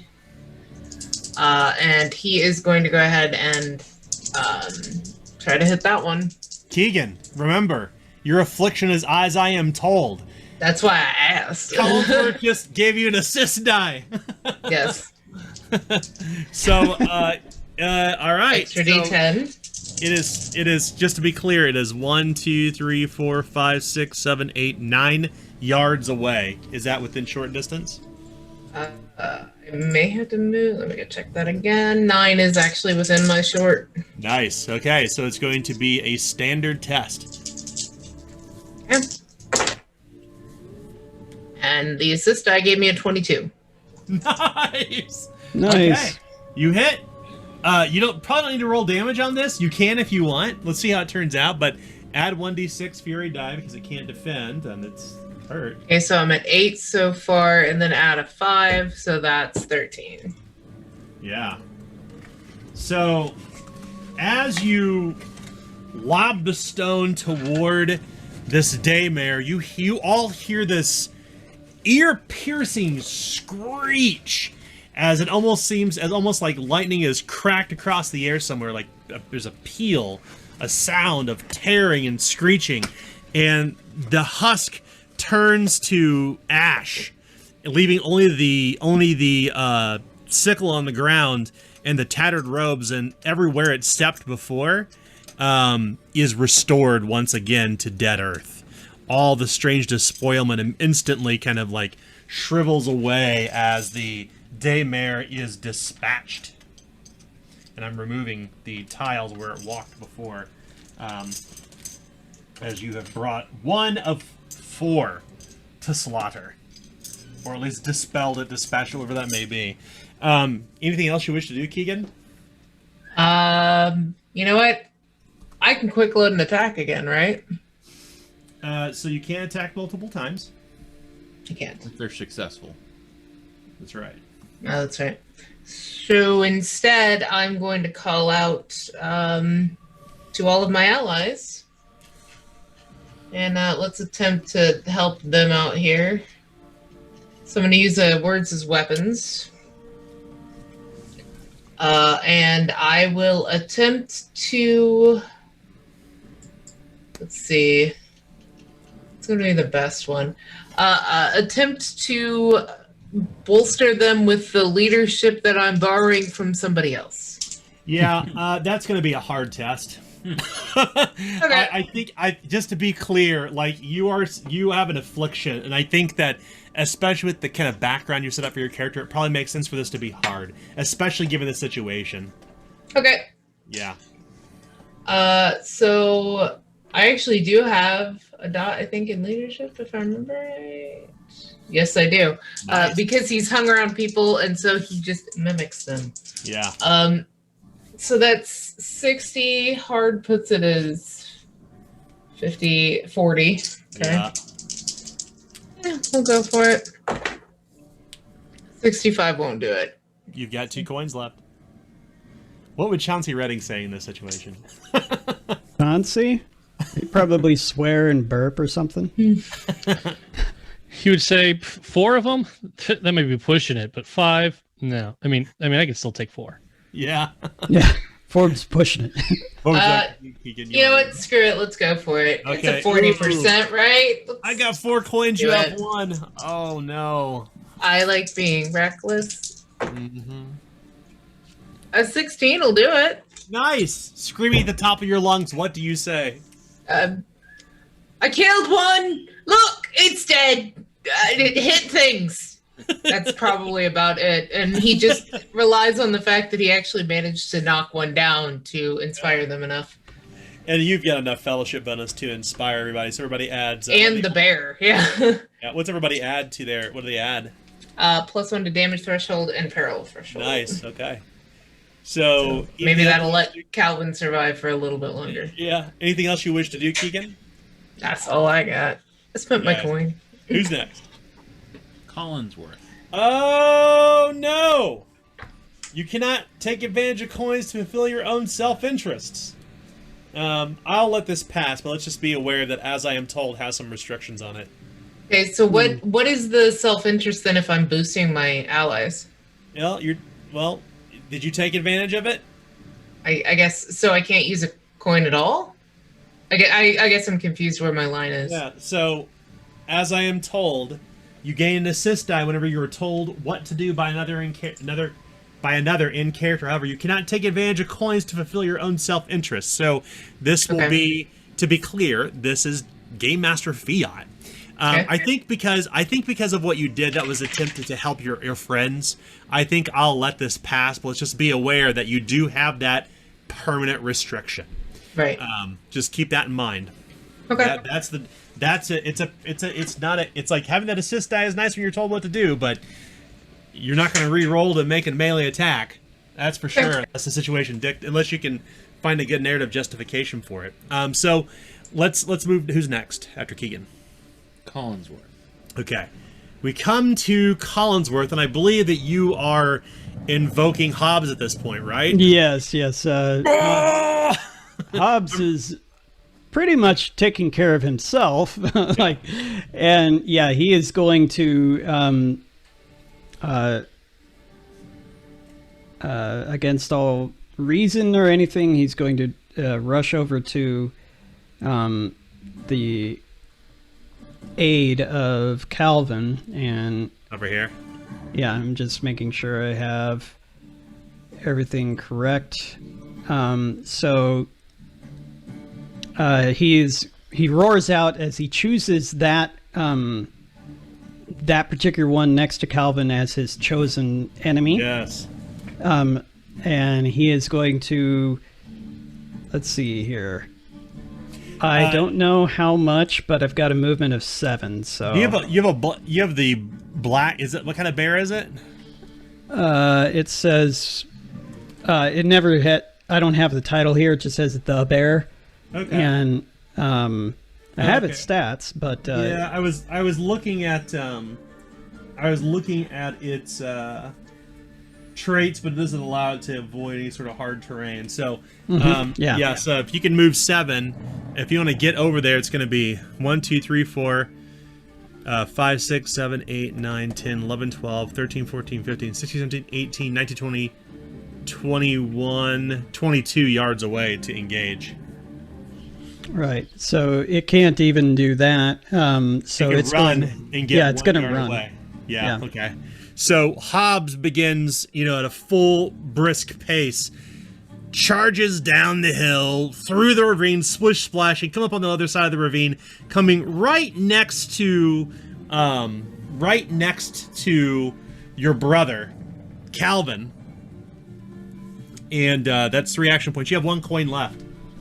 Yeah, but I mean, if I spent that coin, I would just move up and not be able to. Well,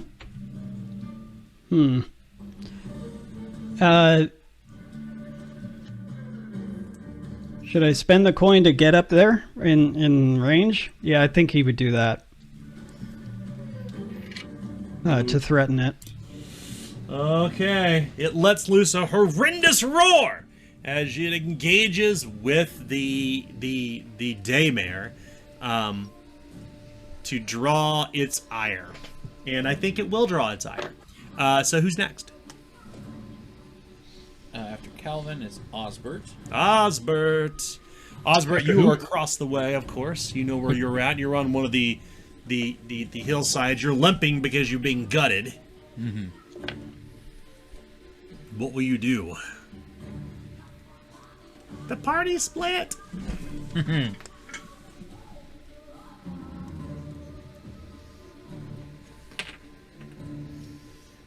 You take a quick gander about the battlefield, looking where See you if I can have help. enough movement to get up there. Yeah.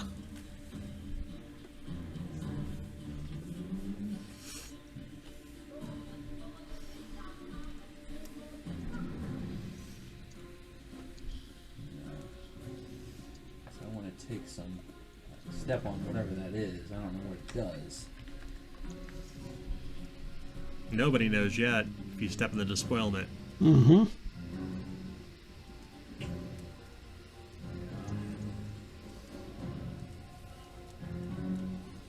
So, oh, okay. I was like, where's Calvin?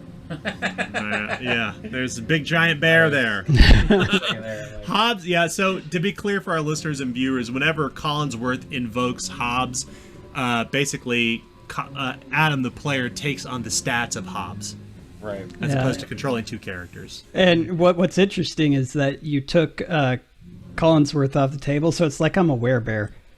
It is kind of like that. And frankly, it's easier to do that because you can pretty much assume that Collinsworth is directing Hobbs to do all this, Yeah. right? There's no handle animal test required. You're an what was your profession?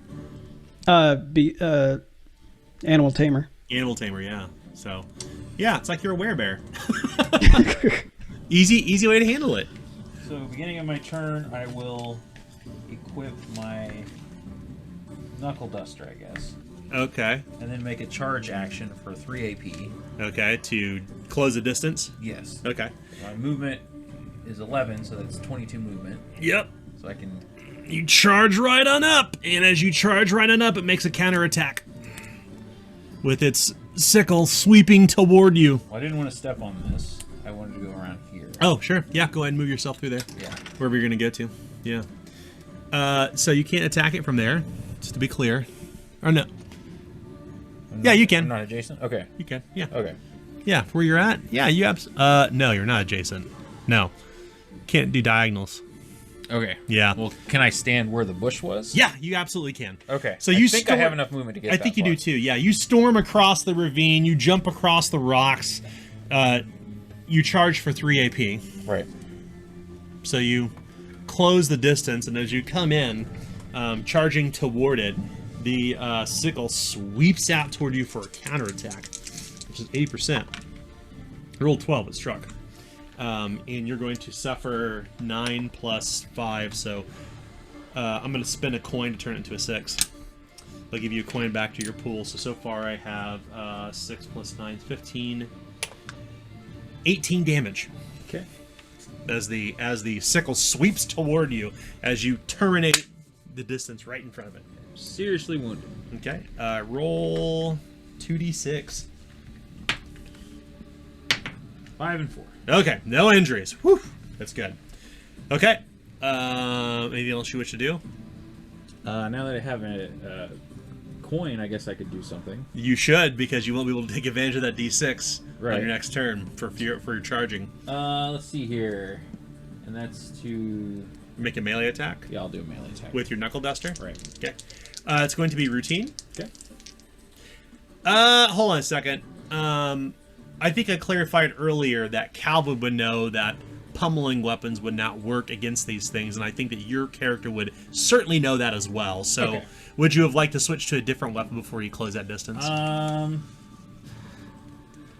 I don't have another weapon. I don't have another melee weapon that could take advantage of Oh that bonus. no! So I will just do a knockdown instead. Okay, yeah, hey, that'll work. It'll be a routine, whichever test you want to use, athletics or coordination. It's up to you. Okay.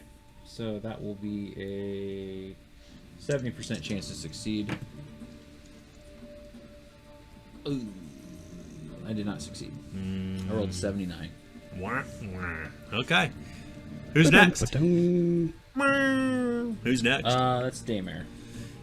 Daymare. Okay, well, it looks like Collinsworth, your gamble succeeded in drawing the Daymare off of Collinsworth as it as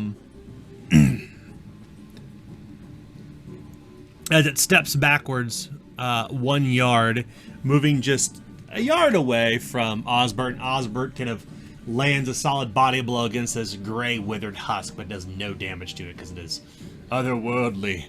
And it raises its weapon and attempts. It's going to. I think it's going to use a targeted attack against Hobbs. It's going to aim for its arm, whichever dominant arm the bear would have. So this test will be standard, so 60% chance to succeed. I rolled a 0-2. Okay. Will Hobbs defend? It doesn't have any action points to defend with. And no coins in the pool to do so either. Yeah. So, oof. So Hobbs is going to take 9 plus 2, so 11 damage, and Hobbs is disarmed. And whenever disarmed, obviously doesn't have a weapon in his hand. Yeah. However, cannot use his primary hand or two-handed weapons until the next turn. So when you make its attack, it's going to have to attack offhanded. Okay. Yeah. So its paw has been kind of struck and mangled.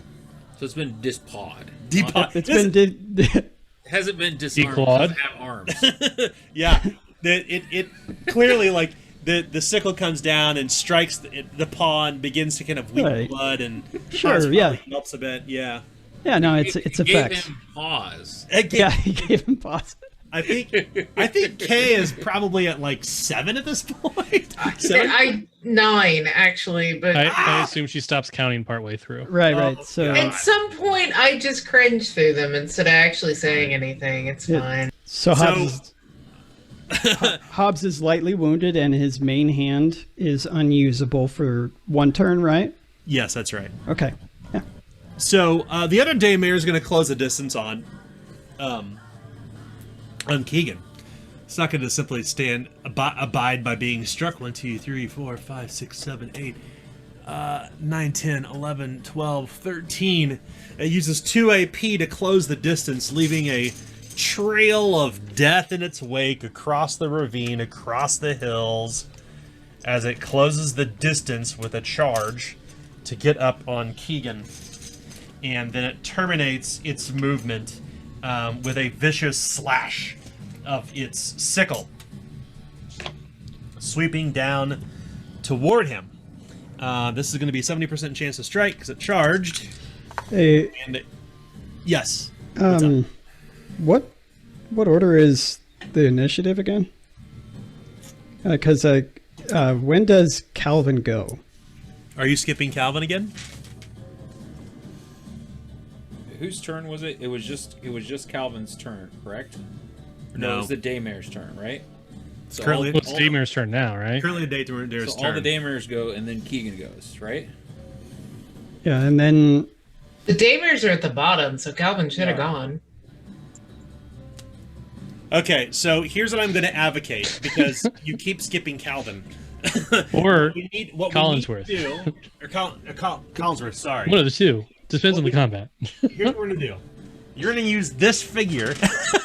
We're going to use a little figure here. You all can see it here. We're going to use this, and he's going to move it down the initiative every turn. So, whose turn is it now? I'm confused. Okay, so, so you who goes skip after Calvin. Osbert? So here's the... After Osbert goes the Daymare. Oh, okay. So Calvin, alright. did you go already? Well, no, because I mean, I think so. failed my attacks, then I got hit and I almost died, and I spent it in Yep. what you call Right. it again. Yep. So then Termination. Yep. determination, yeah. So, yeah, so we missed Calvin. So I should be on bleeding round Calvin, turn. so Calvin, go. You're on your 2nd minute of bleeding. Yes. That's right. So, Calvin. All right. Okay, so you did 2 Look at it. targeted attacks against me, right? Yeah, you're One for the head, one disoriented. for the body, right? Yeah, you're Okay. disoriented and you are Gutted, right? Gutted. That's right. So it's So it's one an extra AP to move and an extra AP for reactions, for reactions. Okay. which also includes resist. So it's 1 AP to resist now for you. Mhm. Yeah, that's a bad one because resist is normally 0. All right. So now, can you move the table over towards the camera, Yep, please. And thank spinning you. you around here. So yeah, you've got, beside you, you've got, just within distance is the daymare, and clearly Hobbs has kind of like drawn its ire off of you, and then closing the distance comes Osbert, but his attacks are impotent against this Am I guy. still threatened by the daymare, or can would I need to maneuver away, or can I just move away? I would say, just to be clear, I think that Hobbs, because it has I believe, Adam, remind me what its ability was again, where it has its attention. Is it Well, called? no, I don't think it has an actual ability where it has attention. But it chose it as its chosen. Yeah. Right. Yeah, I think because of the chosen trait, I think narratively it makes sense to have it ignore Calvin. Okay. So Calvin, you can get a little distance if you need to this turn. Yeah. I'm gonna step back diagonally, kind of 1-2, because I get 3 steps with I got movement of 7. Yeah. But yeah. There we go. And then I'm gonna pick up a rock. And what I'm gonna do is hit it with some bludgeon with elements. So if you are currently disoriented and you are gutted, you spend 1 additional action point for movement action, so your maneuver is actually 3 AP. Unless you wish to hustle. Okay, so I do need a maneuver. Okay.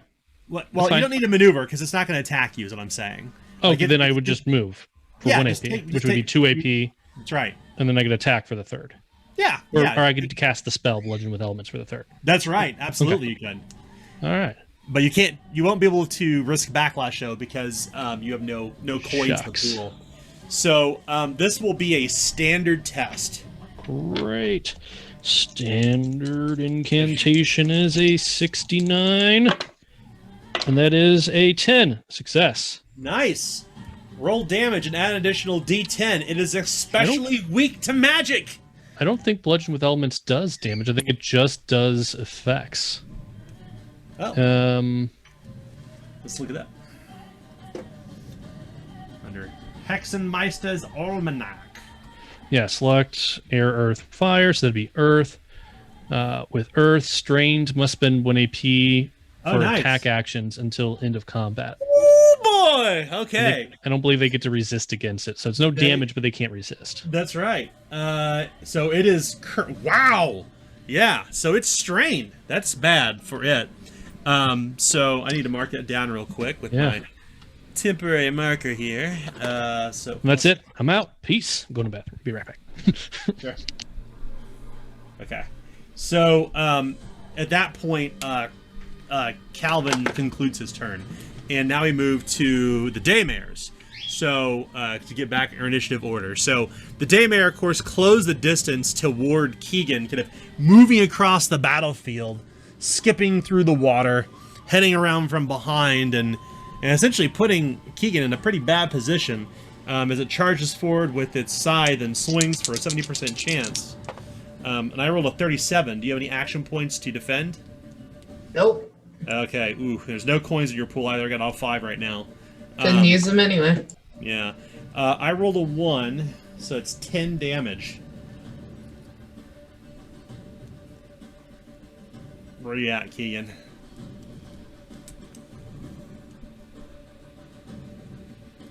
I think you're muted. That doesn't quite get to 2 damage, so lightly. Lightly? Okay. All right. So the other Daymares, where they're at, the other Daymare kind of remains where it's at, protecting the distant bush, phasing in and out of existence at the furthest part of the battlefield. Still, only one Daymare has been dispatched. One of them is lightly wounded. The other 2, both are unharmed. The other 2, and things are looking pretty dire. So, whose turn is it now? Top of the round. Yep. Keegan, what will you do? Okay, so I guess I've got the one right behind me. Yep.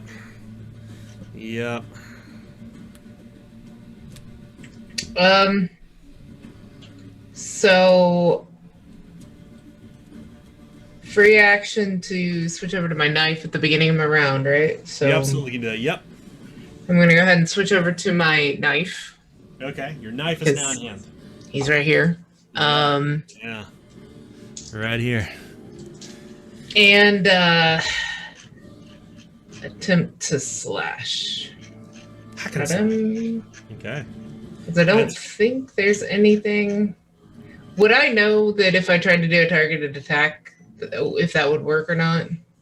It hasn't really been revealed yet. Nobody's used a target attack against the hooded ones yet. Nope. Let's try to. Or against the You know what? Let's try to knock him prone. Why not? Let's go for it. Leg. Okay, so a knockdown? No, I'm gonna go for a targeted attack on his leg and knock him prone. Oh, nice. Yeah, yeah. Okay, roll strike. This is going to be a standard test.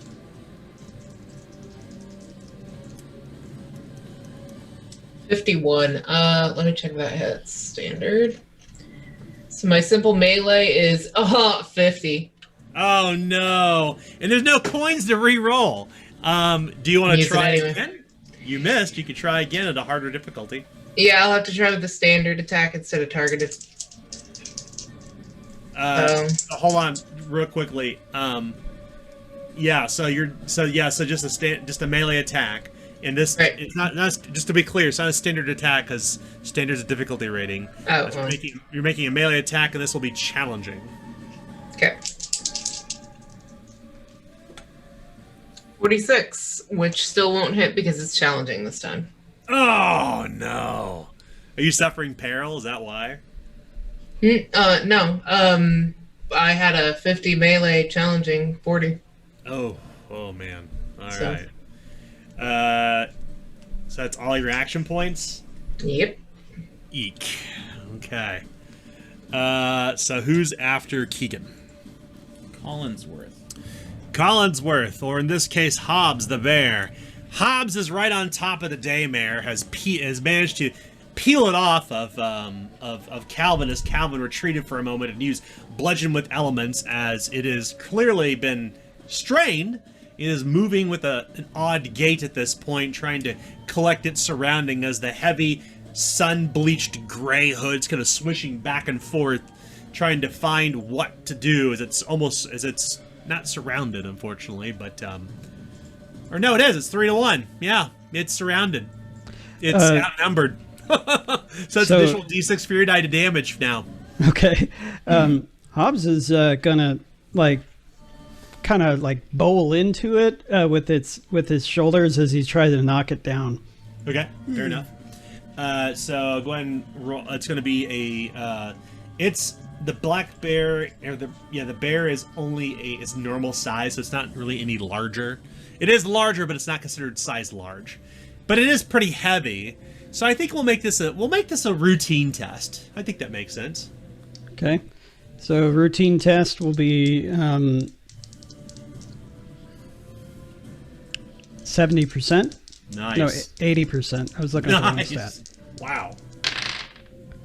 30 will succeed. Dang. And because it's chosen, it cannot resist. Oh no! Okay, so the daymare is knocked off of its feet to the ground. Woof! And Hitting the earth. and standing over it, with its paw hurt, Hobbs is going to bite into it. Okay, chomp. Yeah. Go ahead and roll a routine test. Okay, so routine test. 20. Bear bite. 75. Yeah, Nice. bear bite. An 82 won't do it. Oh, only if you had coins. Yep. Man, oh man. So yeah, he's 1 AP left, and he's going to continue to try and maul it at a harder. Nice. Yeah, so it'll be standard now Okay. as it's chomping down toward the daymare. Okay.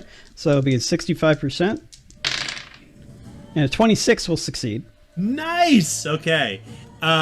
So it's going to defend with using a coin.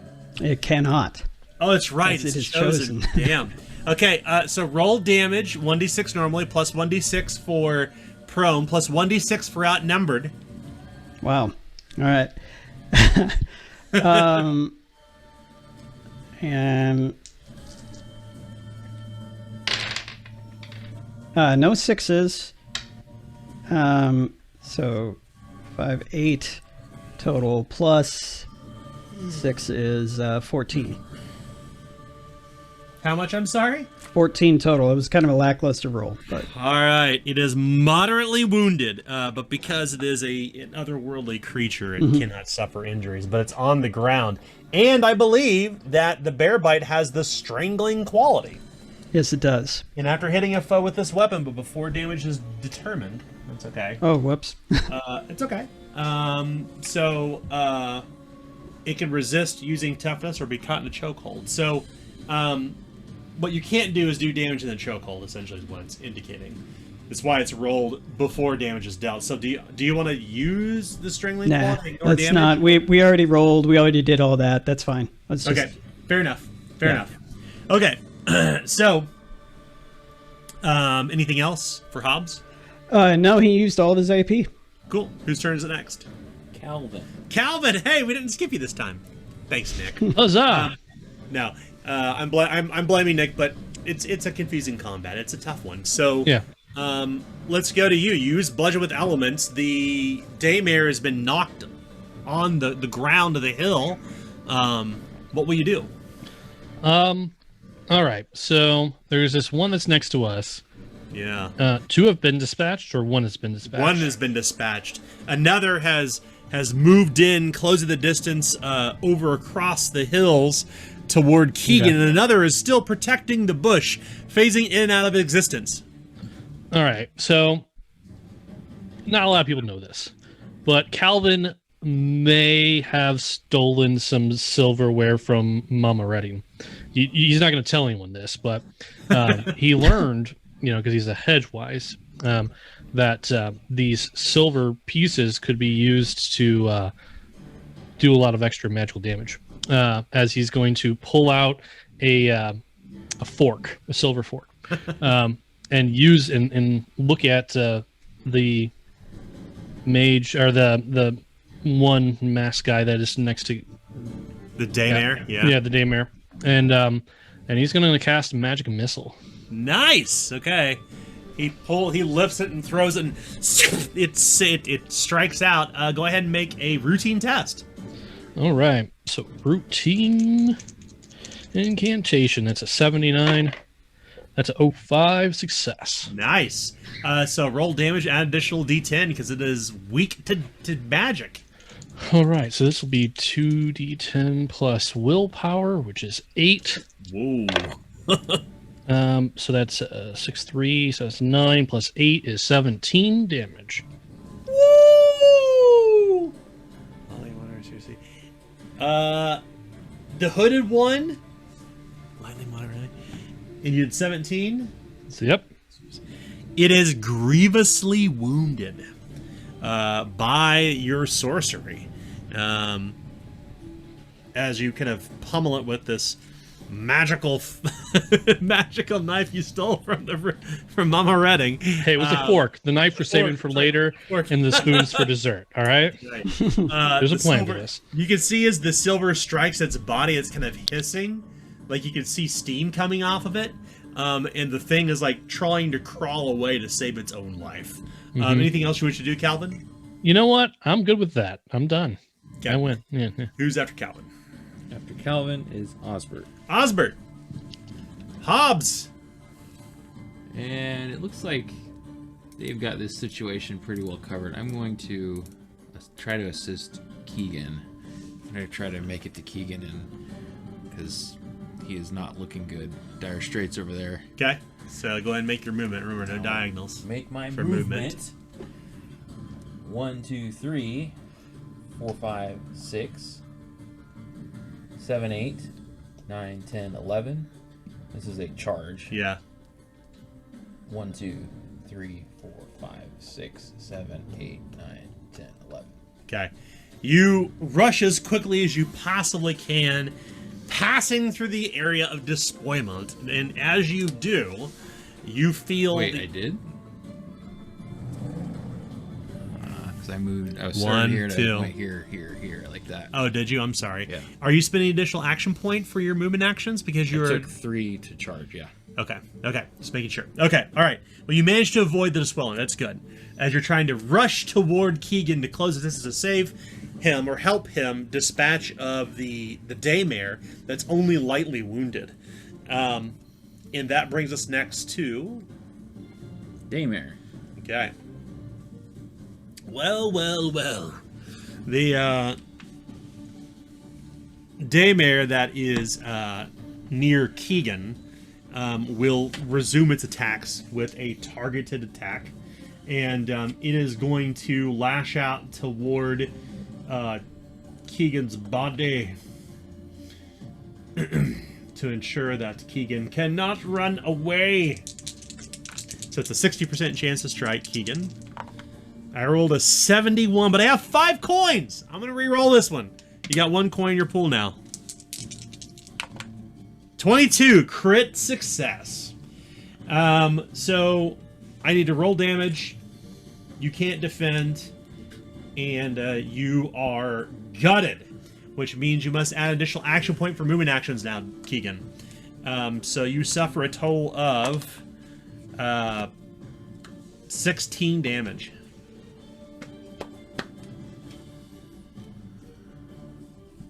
I'm seriously wounded. Uh-oh. Roll 2d6. That is a 1 and a 4. Okay, no injuries for Keegan. But remember, you will be gutted until the end of combat, so be sure to add an additional action point whenever you make movement actions in the future.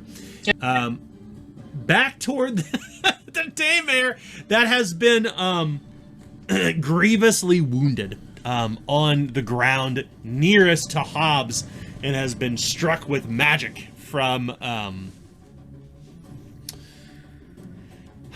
Calvin. I think no matter what choice it makes here, it's going to put it kind of in dire straits. So we're just going to assume that this daymare is dispatched by Hobbs. Collinsworth, what happens? How does Hobbs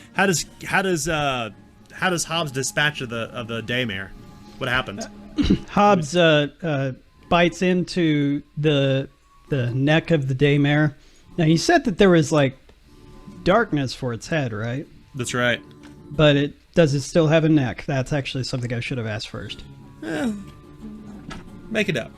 Okay, well, let's not worry about that. Instead, Hobbs will, now that his paw is better, he will start clawing at the chest of this thing, and then he will rip it open, and then he will pull out everything that's inside and start like shaking it apart and tearing it back and forth. As that's good. As Hobbs is doing this, you can see these gray moths kind of leave its body. And as he proceeds to tear it to bits and pieces, leaving only the tattered cloak and the tattered robes and the scythe behind, all the despoilment left in its wake instantly disappears nearest where the bush was thrashed and destroyed by Keegan. So that one has been dispatched. Leaving Nice. two daymares, one that's phasing in and out of existence, and one that is nearest to Keegan, and the one that remains by the bush does nothing. It just kind of remains idle for now, holding, waiting, biding its time, biting. So the daymare's turns are over. Who's next? Keegan. Keegan, top of the round. Okay, so Keegan is going to reach out to the creature that's next to him, and he is going to attempt to twist its arm in a wrench limb. Wrench. Okay, so I think you may be looking at an older version of Flames of Freedom because we. Oh, am I? Yeah, we removed wrench limb. Yeah, so I think I shared out combat encounters with you previously by Google. I'll reshare it with you just in case. Yeah, you probably have an older version. Let me look. Yeah, okay, I see it. Okay, cool. Yeah, so the rough and tumble now that's there is below the belt, chokehold, eye gouge, and knockdown. Damn. Wrenched limb actually worked the best with my skills. So instead, let's go for a chokehold. Nice. Can I do that? Yeah, let's do that. Yeah, you can do that. Go ahead and make a routine test. Okay. A routine chokehold. So yeah, he's just gonna reach out and Touch someone. try to subdue. Yeah. You reach toward the daymare. So 27 will do it on my toughness, which is 44. Nice. And then it resists with a athletics. Let's see what happens here. It has a 45% chance to resist. I rolled a 20. God. Sorry. So useless. All right, next. It slips out of your grasps. What else should we try then? Okay, then I will go ahead and attempt to knock it down again. Why not? Okay. This will be a challenging test as you move to a different type of rough and tumble. Trying to take it off its feet. Okay. So that's athletics, or what was the other one? Athletics or coordination. Okay. Coordination 37. You said challenging. That's a 27. A 14. So that Nice. works. It's going to resist with coordination. I mean, it's probably gonna be fine. Its chance is only 40. I rolled a 91! As you knock the daymare off its feet onto the ground. Successful. Okay, and then I'm gonna stab at it on the ground. Unfortunately, you can't do that because you need both hands to use a chokehold, so you need to arm yourself again for 1 AP first. Can I just punch him? You already know that pummeling weapons don't work against it. This has been, I think it's probably been widely broadcast at this point that certain weapons just aren't working against them. It's immune! Okay, then I guess with my last 1 AP. You have a coin over here you could use. No, I can't. It'd be selfish. What do I do? So instead, while he's on the ground, Keegan is, though it's not normal for him, he's going to attempt to intimidate him and his friend. That's right. Look at me holding your friend down. Isn't this scary for you to see? Gotta be right. Make it easy test. Okay. Okay, so easy test puts me at 20% intimidated. Or I don't have any intimidation because it's Keegan. Why the hell would he? So 54. Yeah. 44. Well, that's a success, which normally would be incredible. However, being that these spiritual beings are not afraid to wander during the broad daylight, they are called daymares after all, and they are otherworldly, they are not so easily cowed by the words and flesh of mortal men and women, as it is immune to intimidate. Does that mean the critical success wouldn't count? The critical success wouldn't count either. It does not. However, what I'm going to do, because you rolled a crit success, because you should be rewarded for something, I'm going to give you a coin out of my pool. So now you have 2 in the player pool and 3 in my GM pool. Okay. Then do I get to bank 1 AP or no?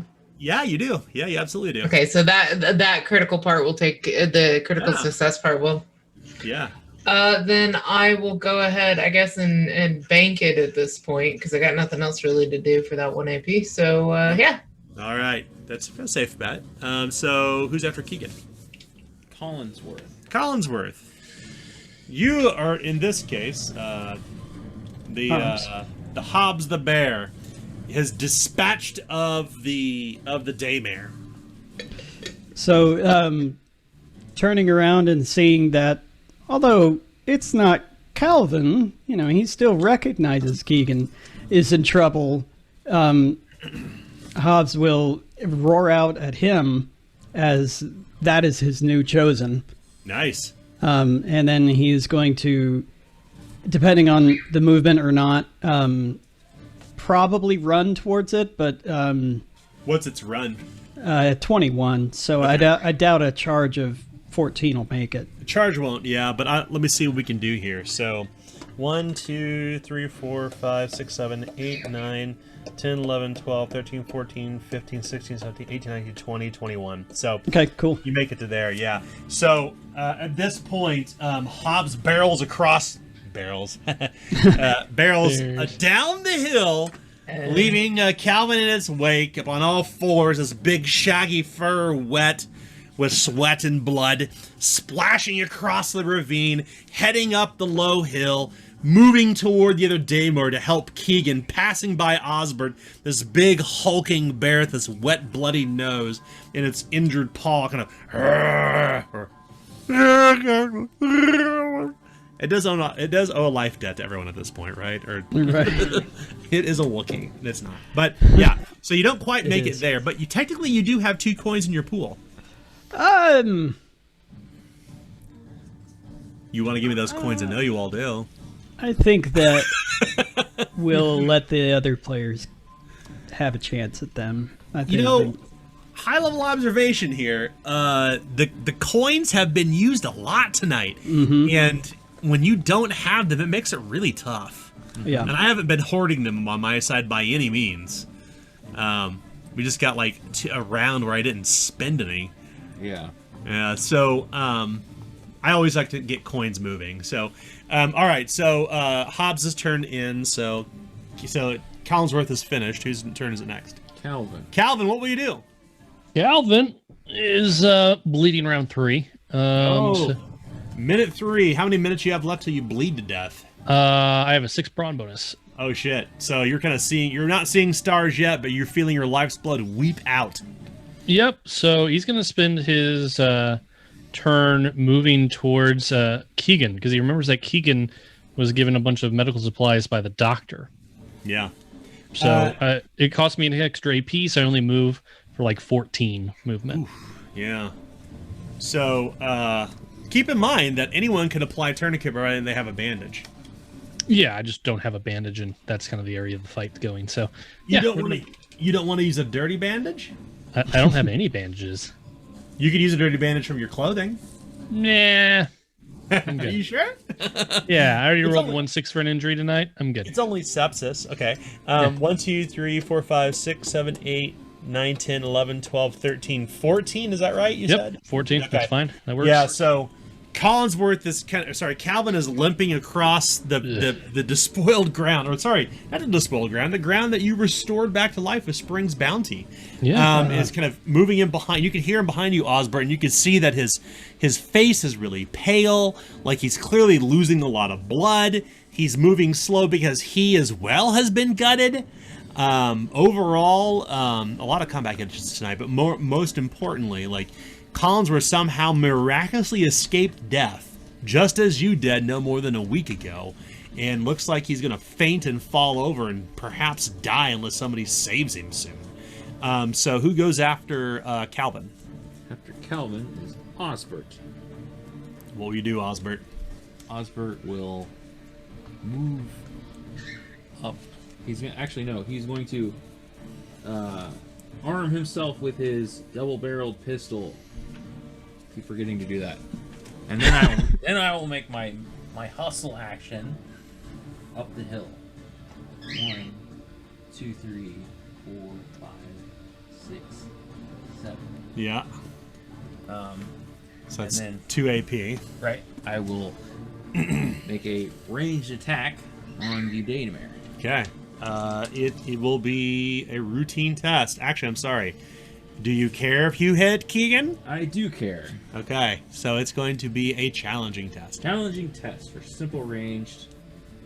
Currently ignore 2 skill ranks. Oof. Is going to be 27% chance to Oh succeed. boy. And I rolled a 77. Oh no! Oh God. Nice. Oh no. Well, It's a black powder weapon. Does that mean it explodes or something? nope. Okay. So It's not gunpowder. Never mind. if an ally is nearby for the crit failure, you hit them instead. Roll damage and add additional D6 Fury dice. You shoot Keegan. Is it Okay. volatile?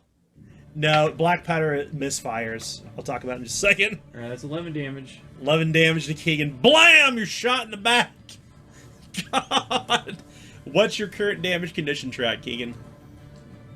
11. Grievously wounded. Oh God, roll 3d6.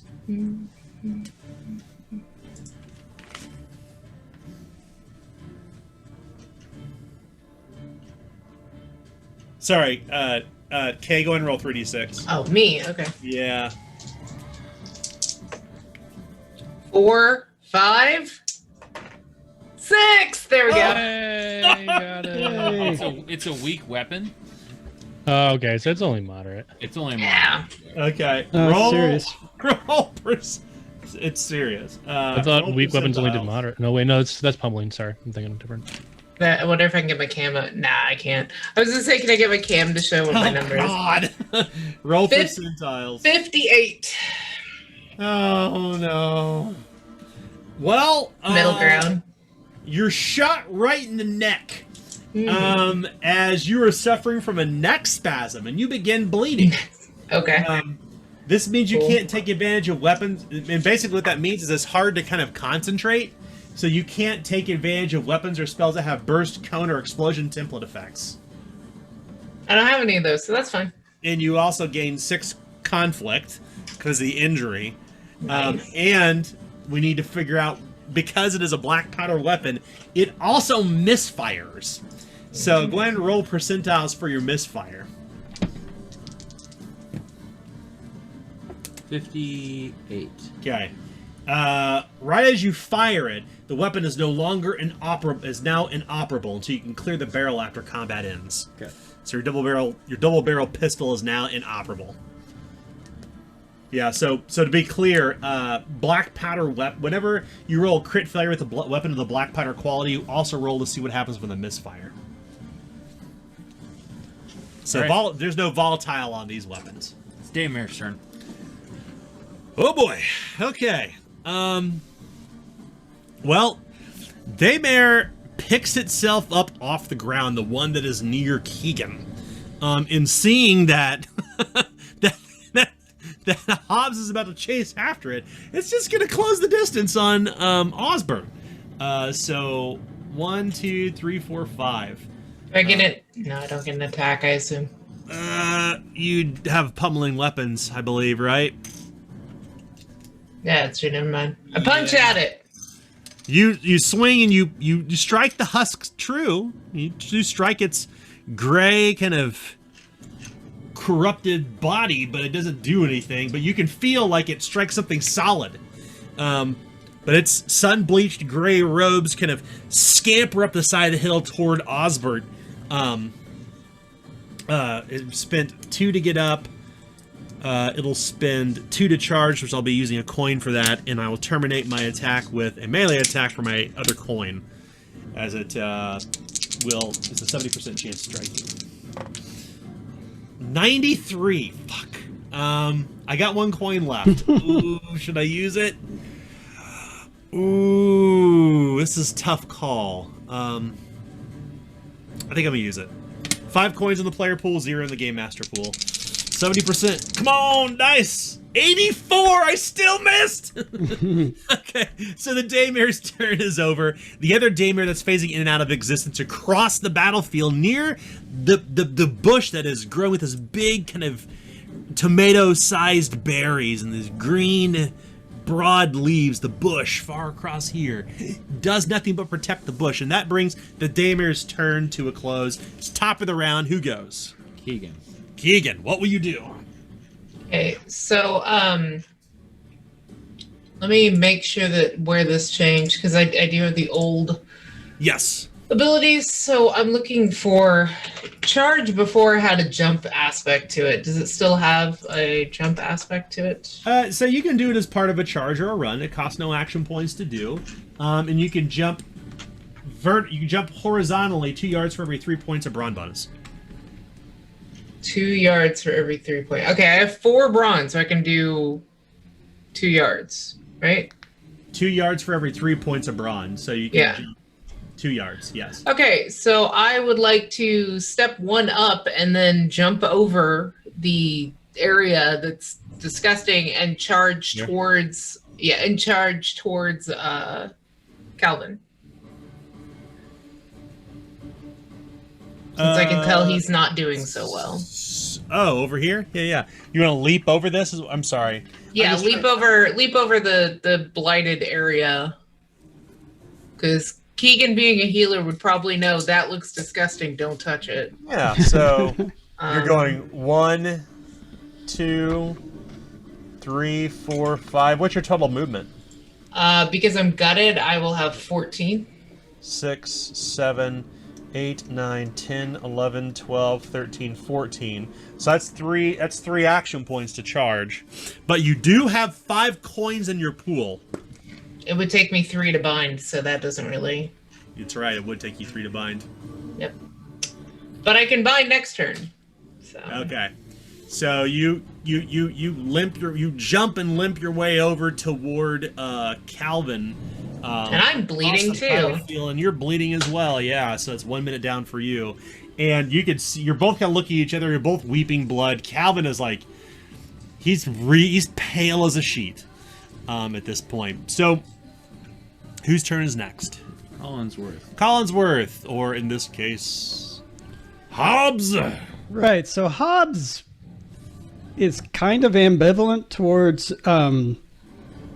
Osbert, because Osbert has shot him before. Yep. But Collinsworth's still directing him. He's still directing him to attack the daymare. Yeah. So what Hobbs is going to do is he's going to charge directly at the daymare, but he's going to go through Osbert. Okay, fair enough. Osbert. So I don't know how you want to, I know exactly what I'm going to do with it. Okay. Osbert, I would like for you to make a challenging coordination test. Okay. As Hobbs charges up the hill, barreling toward the hill. All right. I'm a bear. Give me 50% chance to succeed. And I fail the test, but I'll re-roll it. Okay, for a coin? Yeah. Cool. I would recommend it. And I still failed. Oh, no! Oof! Oh! He's about to be barreled through. Yeah, Osbert got thrown down the hill. 11.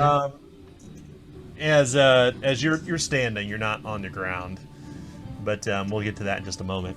All right, so as Hobbs barrels toward the daymare, Right. roll the strike. It's a routine test. I would only be fair if I reminded you that he charged. Yes, routine test. Okay, no, but like earlier, some charges. Oh, yes, you're absolutely right. I'm sorry. Yeah. Thank you for reminding me. That's right. It gets a counter attack. You're right. It's a 70% chance to strike. 48. I struck Hobbs. Okay. Hobbs suffers 9 plus. Suffers. I'm gonna spin this coin, turn it into a 6. So that's. Oh, I just roll another 6. 21. Hobbs suffers 22 damage. 22 damage, eh? Ooh. So let's see here. So because he was inspired, it is still 2 steps. Nice. He was 1 away from being 3 steps. Oh, So, nice. man. So moderately seriously wounded. Okay. So roll 2d6 chaos dice. Let's see if he's injured. Come on, buddy. You can do it, Hobbs. You can do it. I believe in you. Ooh, 2 5s. Whew. Okay.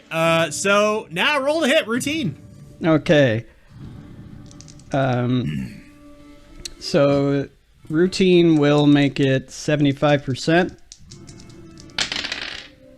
And a 42 will succeed. Nice. Okay. Roll damage and additional d6 for charging.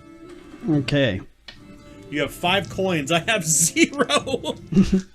I'll take some though if you want to give them to me. I might. Come on. So I rolled a 6 and a 4, so I don't think I'll be turning into any yet. But like typical, I normally roll a 1 after a 6, so... no, that one was a 4. So I think I'm good. 8, 6, 14 plus 6 is 20. Nice. And I didn't mention before, so we'll just say bite because that's what he's been doing.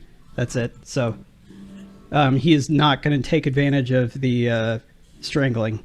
It is grievously wounded. The daymare is grievously wounded by Hobbs.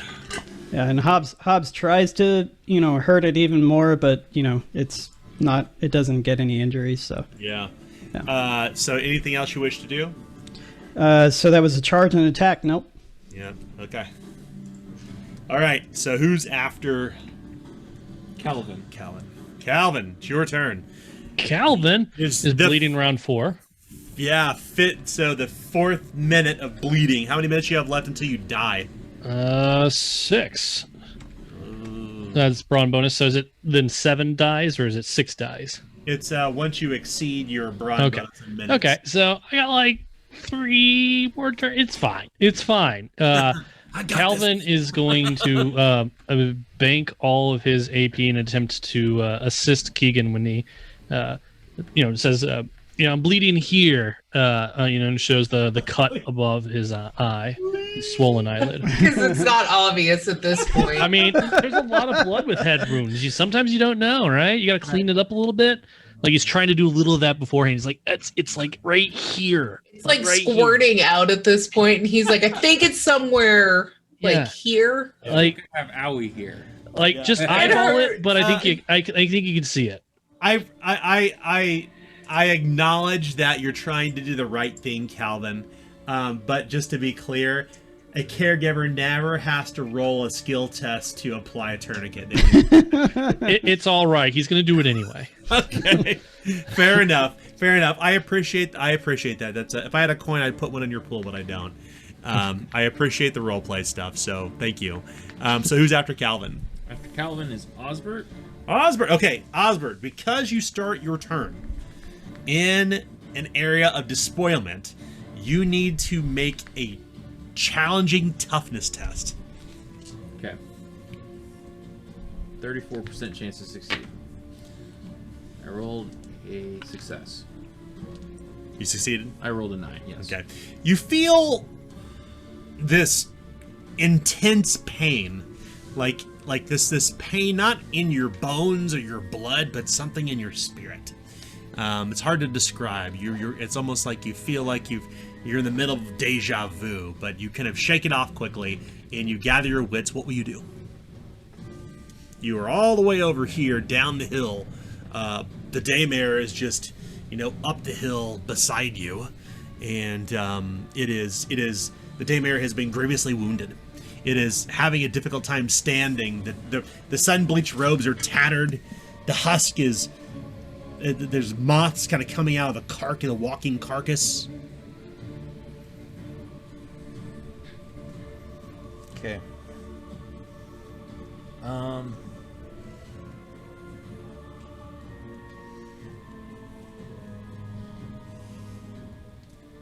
What will It you does do? not have reach, does it? You're not sure. 1, 2, 3, 4, 5, 6, 7, 8, 9, 10, 11. I guess, I don't know. There's no... I'm going to bank my last AP. Okay. You start limping up the hill, trying to find the right place to kind of position yourself, realizing that it's nowhere nearby, and as you pull the trigger of the double-barrel pistol, you remember that you need to clear the chamber before you can use it at the end of combat, so it's useless. And your turn ends. So I was out of bullets anyway. Yeah. Oh, were you? Ooh. No, out of the shot. Yeah, I see. Loaded. Yeah. Okay, so who's next? Daymare. Okay, so Calvin went? Yes, he did. Okay. Daymare, okay. The daymare that remains, we'll put everything it possibly can in its final breath, whatever breath it may have, to try to... It has bad breath. It has bad breath. It's going to try to kill Hobbs. It will try to take Hobbs to hell with it. Didn't brush his teeth this morning. Yeah. So, it is going to take aim for 2 AP and make a melee attack, making it an easy test. So that's an 80% chance to hit Hobbs. I have no coins to reroll this. I'm putting it all on the line here. So we look across the hill and we can see Osbert watching feebly from the hill above as the creature sweeps out with its great sickle toward Hobbs. 80% to succeed. I rolled a 0-6. Will Hobbs defend? You can use the coins. Yeah, I coins. can't. I forgot some parts of my stuff, but right now he cannot defend. Oh. Okay. Okay, so poor Hobbs. Yep. Hobbs will suffer 9 plus 10 damage. 10 damage. He is thankfully to Keegan, who has now saved him twice. He takes no damage because his damage threshold is normally 9. Nice. Oh, Keegan, you're a lifesaver. I can't help Barely but didn't be do inspiring. Look at me. Those buffs Do are things. so important. Yes. Grinned and bared it. Yes. Oh. 1 damage Well- threshold makes a world of difference. It does. The remaining daymare continues to stand to protect the bush. The other one that's limping and nearly dispatched, its turn is over. Who's next? Keegan. Keegan, what will you do? I am going to bind wounds. Okay. You pull out a bandage, spend it, and you begin to apply tourniquet to Calvin as he's telling you, I'm bleeding right here and here and here. Oh my god, it hurts. Like right here. So I don't need to roll anything? Nope. Not for stopping bleeding. No. Oh, So- I was doing the actual bind wounds. So you can't bind wounds because he's bleeding. Apply tourniquet is how you heal. Apply tourniquet, Yeah. sorry. Yeah, so heal bleeding is apply tourniquet. Now, if you had 3 additional action points, you absolutely could attempt to bind wounds too. Nope. But you have 5 coins. Do you want to try to heal him too? Because you can heal in combat now. What? Okay, what does Calvin tell me to do? You're bleeding too. Heal yourself. What are you doing? Stop the bleeding. Okay, then Keegan won't use the coins because he can't use them on himself. That's right. So what does Keegan all say right. back to Calvin? You first. Well, obviously me first, but then you second. I'm fine. And he's just bleeding profusely down his neck, like binding it. Fine. Yeah, it's one of those things where keep in mind. I mean, from above board. I mean, we all will know this. Like, Keegan has oftentimes been racked with, Keegan is kind of like Kay has kind of played him. He's kind of a yes person, right? And now that this affliction has come about, like maybe it's like a deep internal conflict that Keegan has within himself. As he's like, no, I can't do it to Calvin. Would you like to still use 3 coins to heal Calvin then to bind wounds? I mean, I told her to, stop my bleeding, then stop your bleeding. So you do what you want. Yeah, so Keegan, I don't know. No, Keegan's not. Okay, Keegan's yeah. I mean, this is like a classic. This is a classic example, mechanically and narratively. I think normally he would, but he got thrown off by being told to take care of himself. Yeah. And given that things are kind of moving so quickly, I mean, this is where, as I am told, affliction comes into play. This is a perfect example, I think, that shows how mechanics and narrative kind of coincide in these situations. So Keegan's turn is over. Who's next? Collinsworth, you're standing there. Keegan's bleeding, racked with indecision. All right, so Hobbs is going to gain a second wind as he's going to spend a coin to automatically restore his peril damage condition track by 1 step. Oh, yes, and that gives me a coin. Thank you. Yeah. So he is now moderately wounded. Yes, he is. And then he is going to try the same thing he did with the other one. He's going to, this time he's like going to stand up and put his paws on the shoulders of it to knock it down. Okay, yeah. Go ahead and make an attack. It's routine. Okay, routine is going to make it... Because if I remember right, you can use either athletics or coordination. That's right. That's right. Okay, yeah, so it's going to make it 80 for routine. And 33 crit success. Oh no! Well, it can't resist, and it's knocked on the ground and must spend 3 AP to get up. So that's one action point. What will happen to the daymare next? After that, Previously wounded. Hobbs is going to like try and knock its head area off and then bite into its stomach as it's going to attack. Yeah. Doesn't quite understand what's happening. So difficulty rating on that? It's going to be routine. Routine. So 75% chance. 26 will succeed. Roll damage. And one thing I forgot last time was that... Oh, no, he's no longer that far damaged. I was going to say he gets an extra d6, but he healed himself, so he's no longer... this is me learning to plan. So 2d6. 1 because it's knocked prone. Yeah. 6 total. I will use a coin to turn this 2 into a 6. Yeah, you will. And I'll take that coin. I got 2 and you have 3 left. oh, I rolled a 1. So that's 7 plus 4 is 11. Plus 6 is 17. All right. The daymare is dispatched, and leaving 1 remaining. And as you have kind of, at this point, there's not much really else I think we need to push on with combat. I think the situation's kind of going to rectify itself.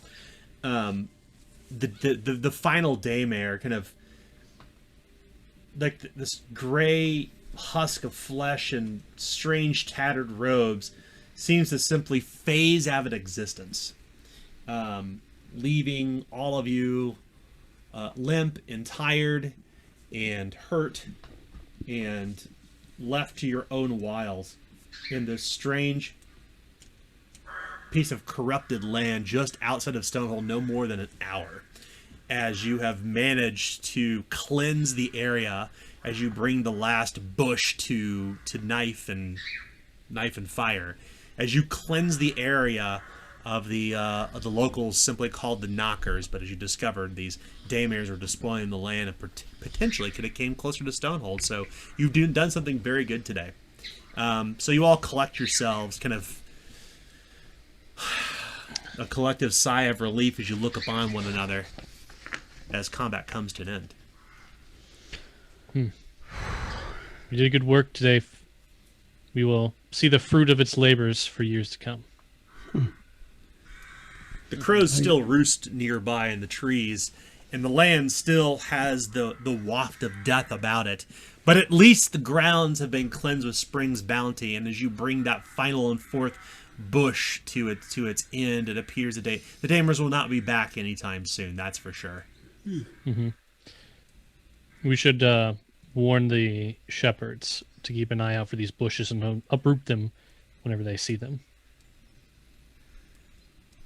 Well, if they truly are daymares, maybe they can do it at night.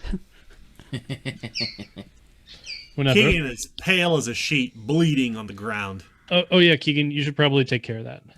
Well, yeah, Keegan would, like, once, because Calvin told him to.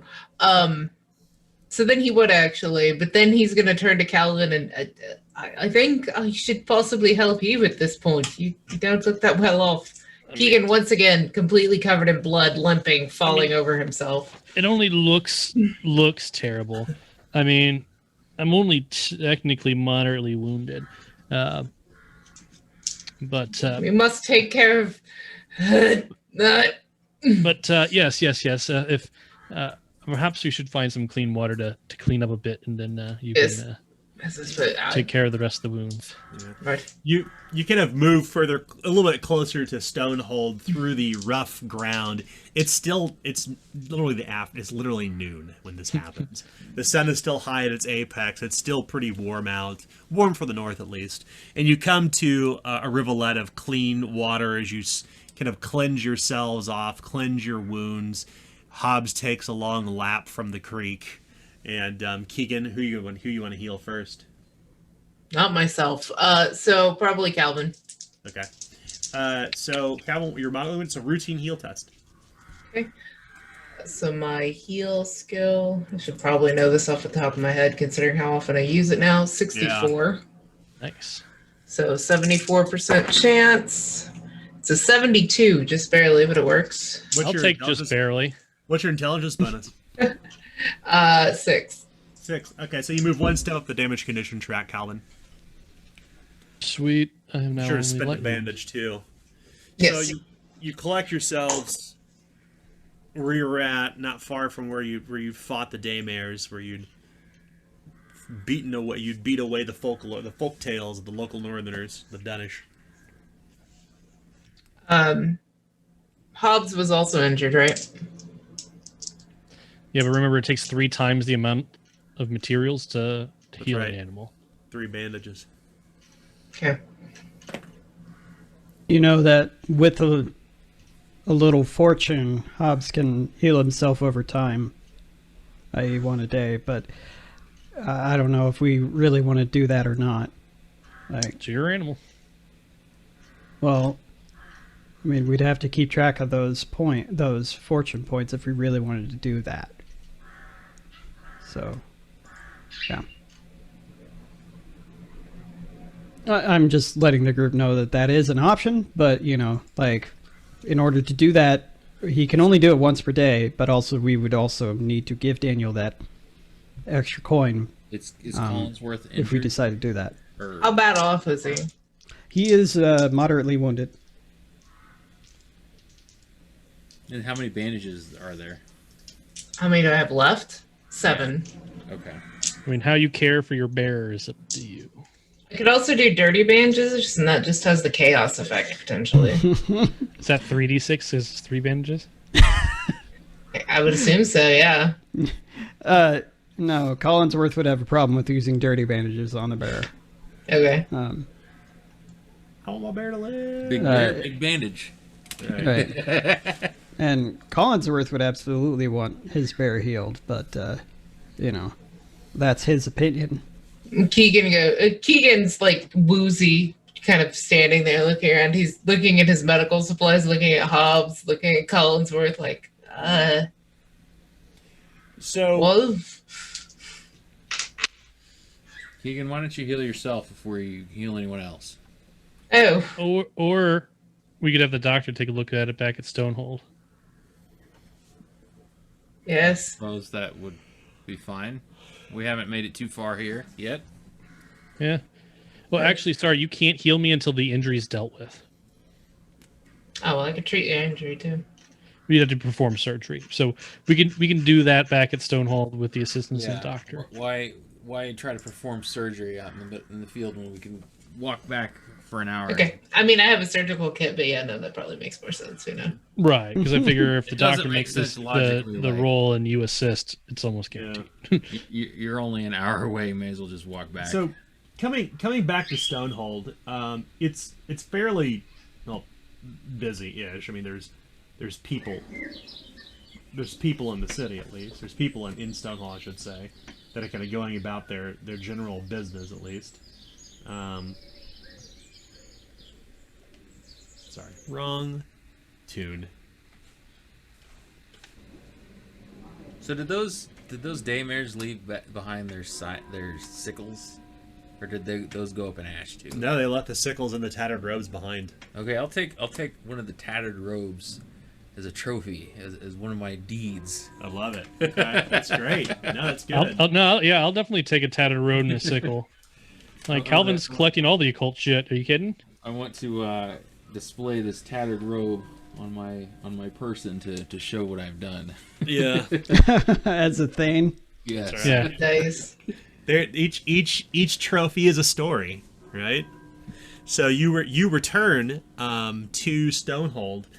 However, there is an additional price to pay for such dark knowledge, Osbert, that you and I will discuss together to suit the story.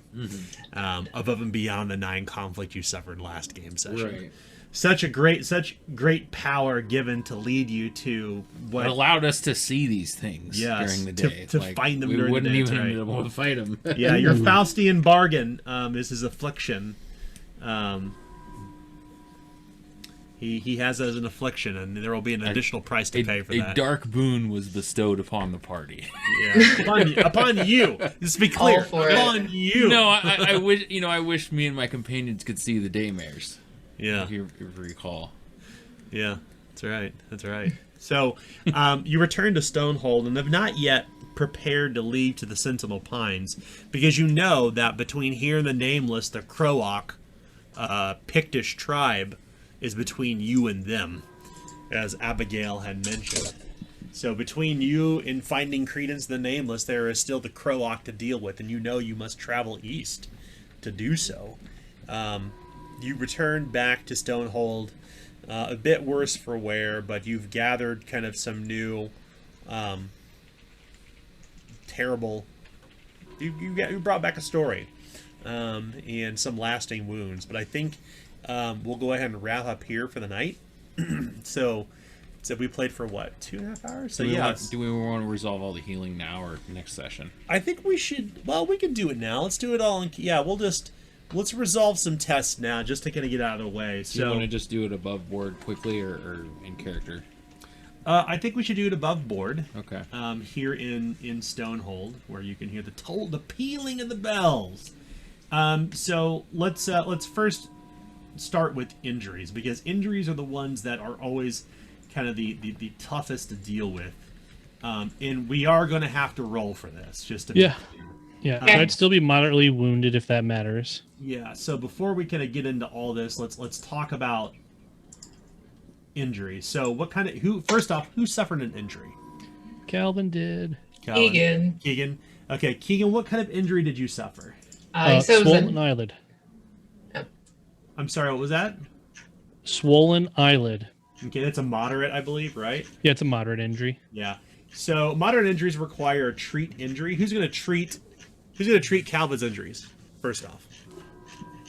Calvin would prefer the doctor to do it, with Keegan assisting. Okay. nice. Fair enough. So go ahead and roll. I'm gonna Mike. You're gonna roll for the doctor. His chance is it's a moderate injury. Yeah. So it's a 70% chance plus an assist die, or plus 2 assist die. 2 assist dice. Is 2. Yeah. This is Alfred Pennyworth. All right. A 1 and a 9. Nice. Okay, so it was what was the chance again? 70%. 70%. I rolled a 77, but thanks to the valet, I can't critically fail Yep. the test, so we take the 1 from her, and it's a 17, a success. Nice. Okay.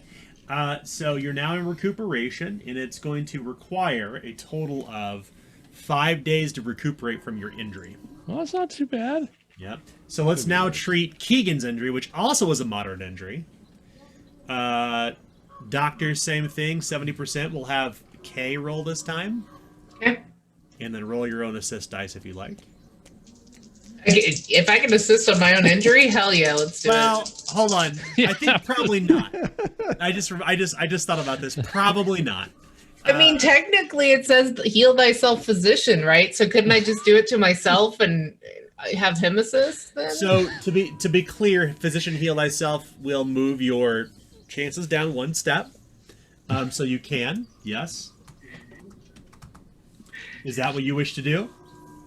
Nah, I'll let him do it. He has a better chance than me anyway. Okay. So 70. So you only have 1 injury, so 70%. 18. Okay. We're good. So it will take you 2 days to recover from your injury. Ooh. Okay, so 6 days for Calvin. Yep. So any injuries? 2 days. any 5 other days for me. 5 days for Calvin. So 5. any injuries among anybody else? Hobbs, Collinsworth, Osbert, okay. Well, What sorry. about some healing feeling? I'll just take the roll that I had before and just move up one. I think if you're going to wait until you're fully recovered before leaving, we don't have to roll anything. We'll just spend. I mean, I'm grievously. I don't know if that makes a difference. I'm pretty far down. That's all. Yeah, we may want to roll for you. That's a good point. Let's play this out correctly. Thank you for that. Because I'm fine for to skip, but it's a so okay, so that makes it 60, 50, a 40% chance for the doctor to heal you. He can take his time if we're going to be slow about it. Taking time doesn't do anything. Okay. No. 40%. Yep. 29. Okay, I got lucky. Nice. His intelligence bonus is 6, so you move one step up positive, so you're seriously wounded the following day. I think, though, because you're going to be spending time at this point, I think just spend some downtime here in Stonehold until your injuries recuperate, and we can pretty much assume that you're going to leave with fully healed, fully recovered, ready to roll. So, Okay. Anything else we want to talk about before we wrap up for the night? Any game mechanic stuff specifically? Calvin eventually wants to set up a still. Yeah. Just saying. So he's got the alchemy knowledge. He knows how to do it. yeah. So do you want to set up a still, or do you want to go to find the Croak, or do you want to go to the Sentinel Pines? I mean, if it's it's a pet project. It's not. It's like it's like learning spells. He'll do it in his spare time. That's right. Whenever I can find a bathtub to set up a still. Right. Oh yeah, we're making bathtub gin. That's right. For sure. So everybody gets 75 reward points tonight, and let's go around and let's do our conflict roll for the night. Conflict. What was conflict counts around the table? What'd you get, Collinsworth? Do you have any? I don't think I did get any. Nice. Calvin? 0. If you suffered an injury, you should have gained 3. Oh, did I? Okay. For moderate, or serious is 6. Grievous That's is a moderate 9. 3. Okay, so I got 3 Yeah. then. Yeah. What about Keegan? 15. Oh God. Oh man. That's right. What about Osbert? 9. Ooh. Okay, our roll for tonight. Here goes. Oof. Come on, double points. 7. No. I'm actually still 1 away on my order, or not order, on my alignment. Nice. That's cool. What's the determination we have remaining on the table, Collinsworth? 3. Ooh. Calvin? Fire and fire. I'm even. Sorry. Determination counts. Oh, sorry. Oh, 0. 0 determination. Oh boy. Keegan? 2. Osbert? 0? Yeah. Ooh man. Yeah. Remember, you can use your determination to save others. Mm-hmm. So. Oh, you think I'm gonna use it to save me? Come on now. Oh boy. Let's talk about tonight from each character's perspective. And obviously, we spent the better part. I mean, we spent the entire session in combat. But let's consider the bigger arc, right? The bigger arc is that, upon Osbert's recommendation, you decided to seek out the Daymares, and he felt confident he could find them, and you were all somehow surprised to even be able to see them, despite the fact they are clearly otherworldly. So, and then obviously the fight happened, and things happened within that too. So Collinsworth, what do you think his perspective is on this? Like I said, the bigger arc, not just today's session, but the whole thing that drove you to find the Daymares. Like, what's the takeaway from here, from Collinsworth's perspective? Well, Collinsworth has always been superstitious. He does believe he's always believed that this sort of thing is real, but he has troubles because he's never seen hardly any of it down south. Yeah. So he's starting to further formulate in his mind that perhaps there's something more about this land. Mm-hmm. Perhaps the amount of time that people spend civilizing lands, the like the less these sort of things can happen, which is wrong because we players know that these crazy things can happen in big old cities too. But that's the opinion he's forming. So the other thing that he is struggling with is it's now been pretty close calls for his brother way too often, and Back to back, baby.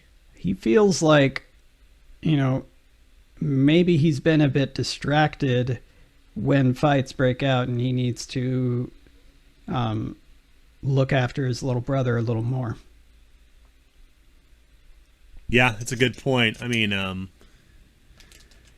think Calvin ended up in a pretty dire situation tonight. I mean, anytime determination is spent, I mean, I think, but the mechanics, like narratively, like it's a pretty serious situation, right?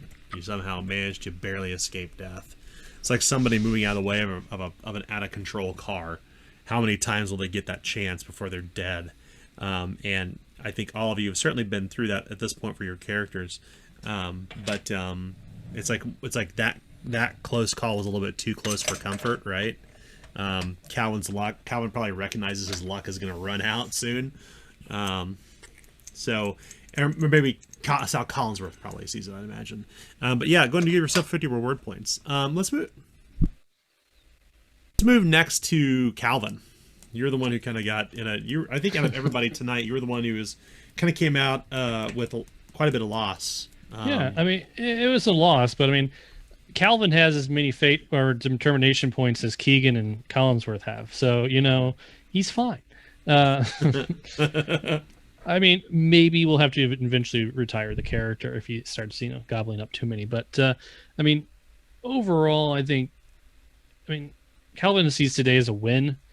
Like, it's rough, but like a city's not built in a day, and these things are going to take time. And like, he knows he can't clear the land like single-handedly, but I mean, he's going to do his best to do so. But yeah, I mean, it's just kind of part of the price that you got to pay for something like this. Yeah, I mean, it's interesting to look at this situation here, and then look at what happened, 3 game sessions ago, where there was like a clear win, like I think in the player's favor. Like, and to give you an example of this, to kind of spell out what this means mechanically. The 3 sisters were intermediate tier, and most of the other foes you fought were basic tier. But here, these were all intermediate. These were all advanced.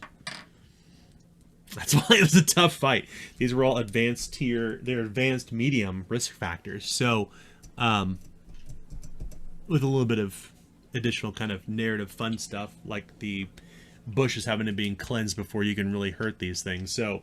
The puzzle monster aspect, but I think that this is a really tough fight. I'm surprised that you all persisted despite kind of the first 5 rounds, but you came out of it successful. So that's certainly something to speak to, and I think especially when you talk about what, by Calvin's reckoning, like it is a win, and it certainly adds to the more that they're kind of learning about the North and the troubles around Stonehold. So 50 reward points. Keegan, let's talk about you. What's going on in Keegan's mind?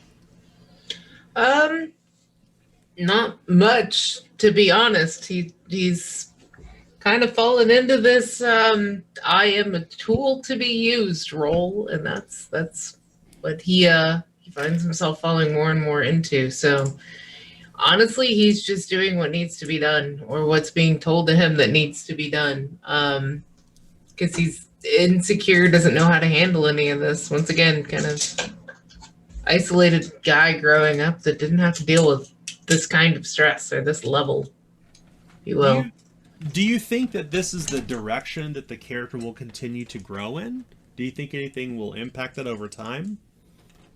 I mean, I'd have to see. I'm going with the way that I feel like Keegan would go, and there's gonna be there'll be brief moments or whatever where he busts out and still has his own opinion, but yeah,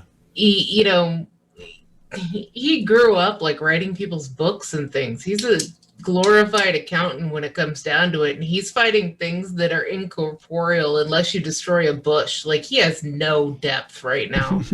He is Donnie. He is out of his element, and so he's just like, somebody tell me what to do. Now when he gets back, like, you notice when he's in like town or castle, or when he's in those places, he has a line. He knows what to do. He knows how to handle himself there. But you get in a fighting situation and he's like, Yeah. That's good. Yeah, I think that be interested to see the direction that everything goes. There's a lot more story to be told for sure, especially in the near term. So we'll see how it shakes out. So go to yourself for 50 reward points. And finally, Osbert. So Osbert, entreated to dark powers beyond his mortal understanding, to ask for gifts, and they were delivered in spades. And, bring victory to the day and honor to the Sir Osbert name. So it seems like he should continue down this path, and there are many gifts to be had in the future, and what could possibly go wrong? And that's a problem for future Osbert, who may or may not exist. So that's kind of how he's feeling at this point. Yeah. So 50 reward points. Let's resume next week. Thank you all for listening. Thanks for tuning in.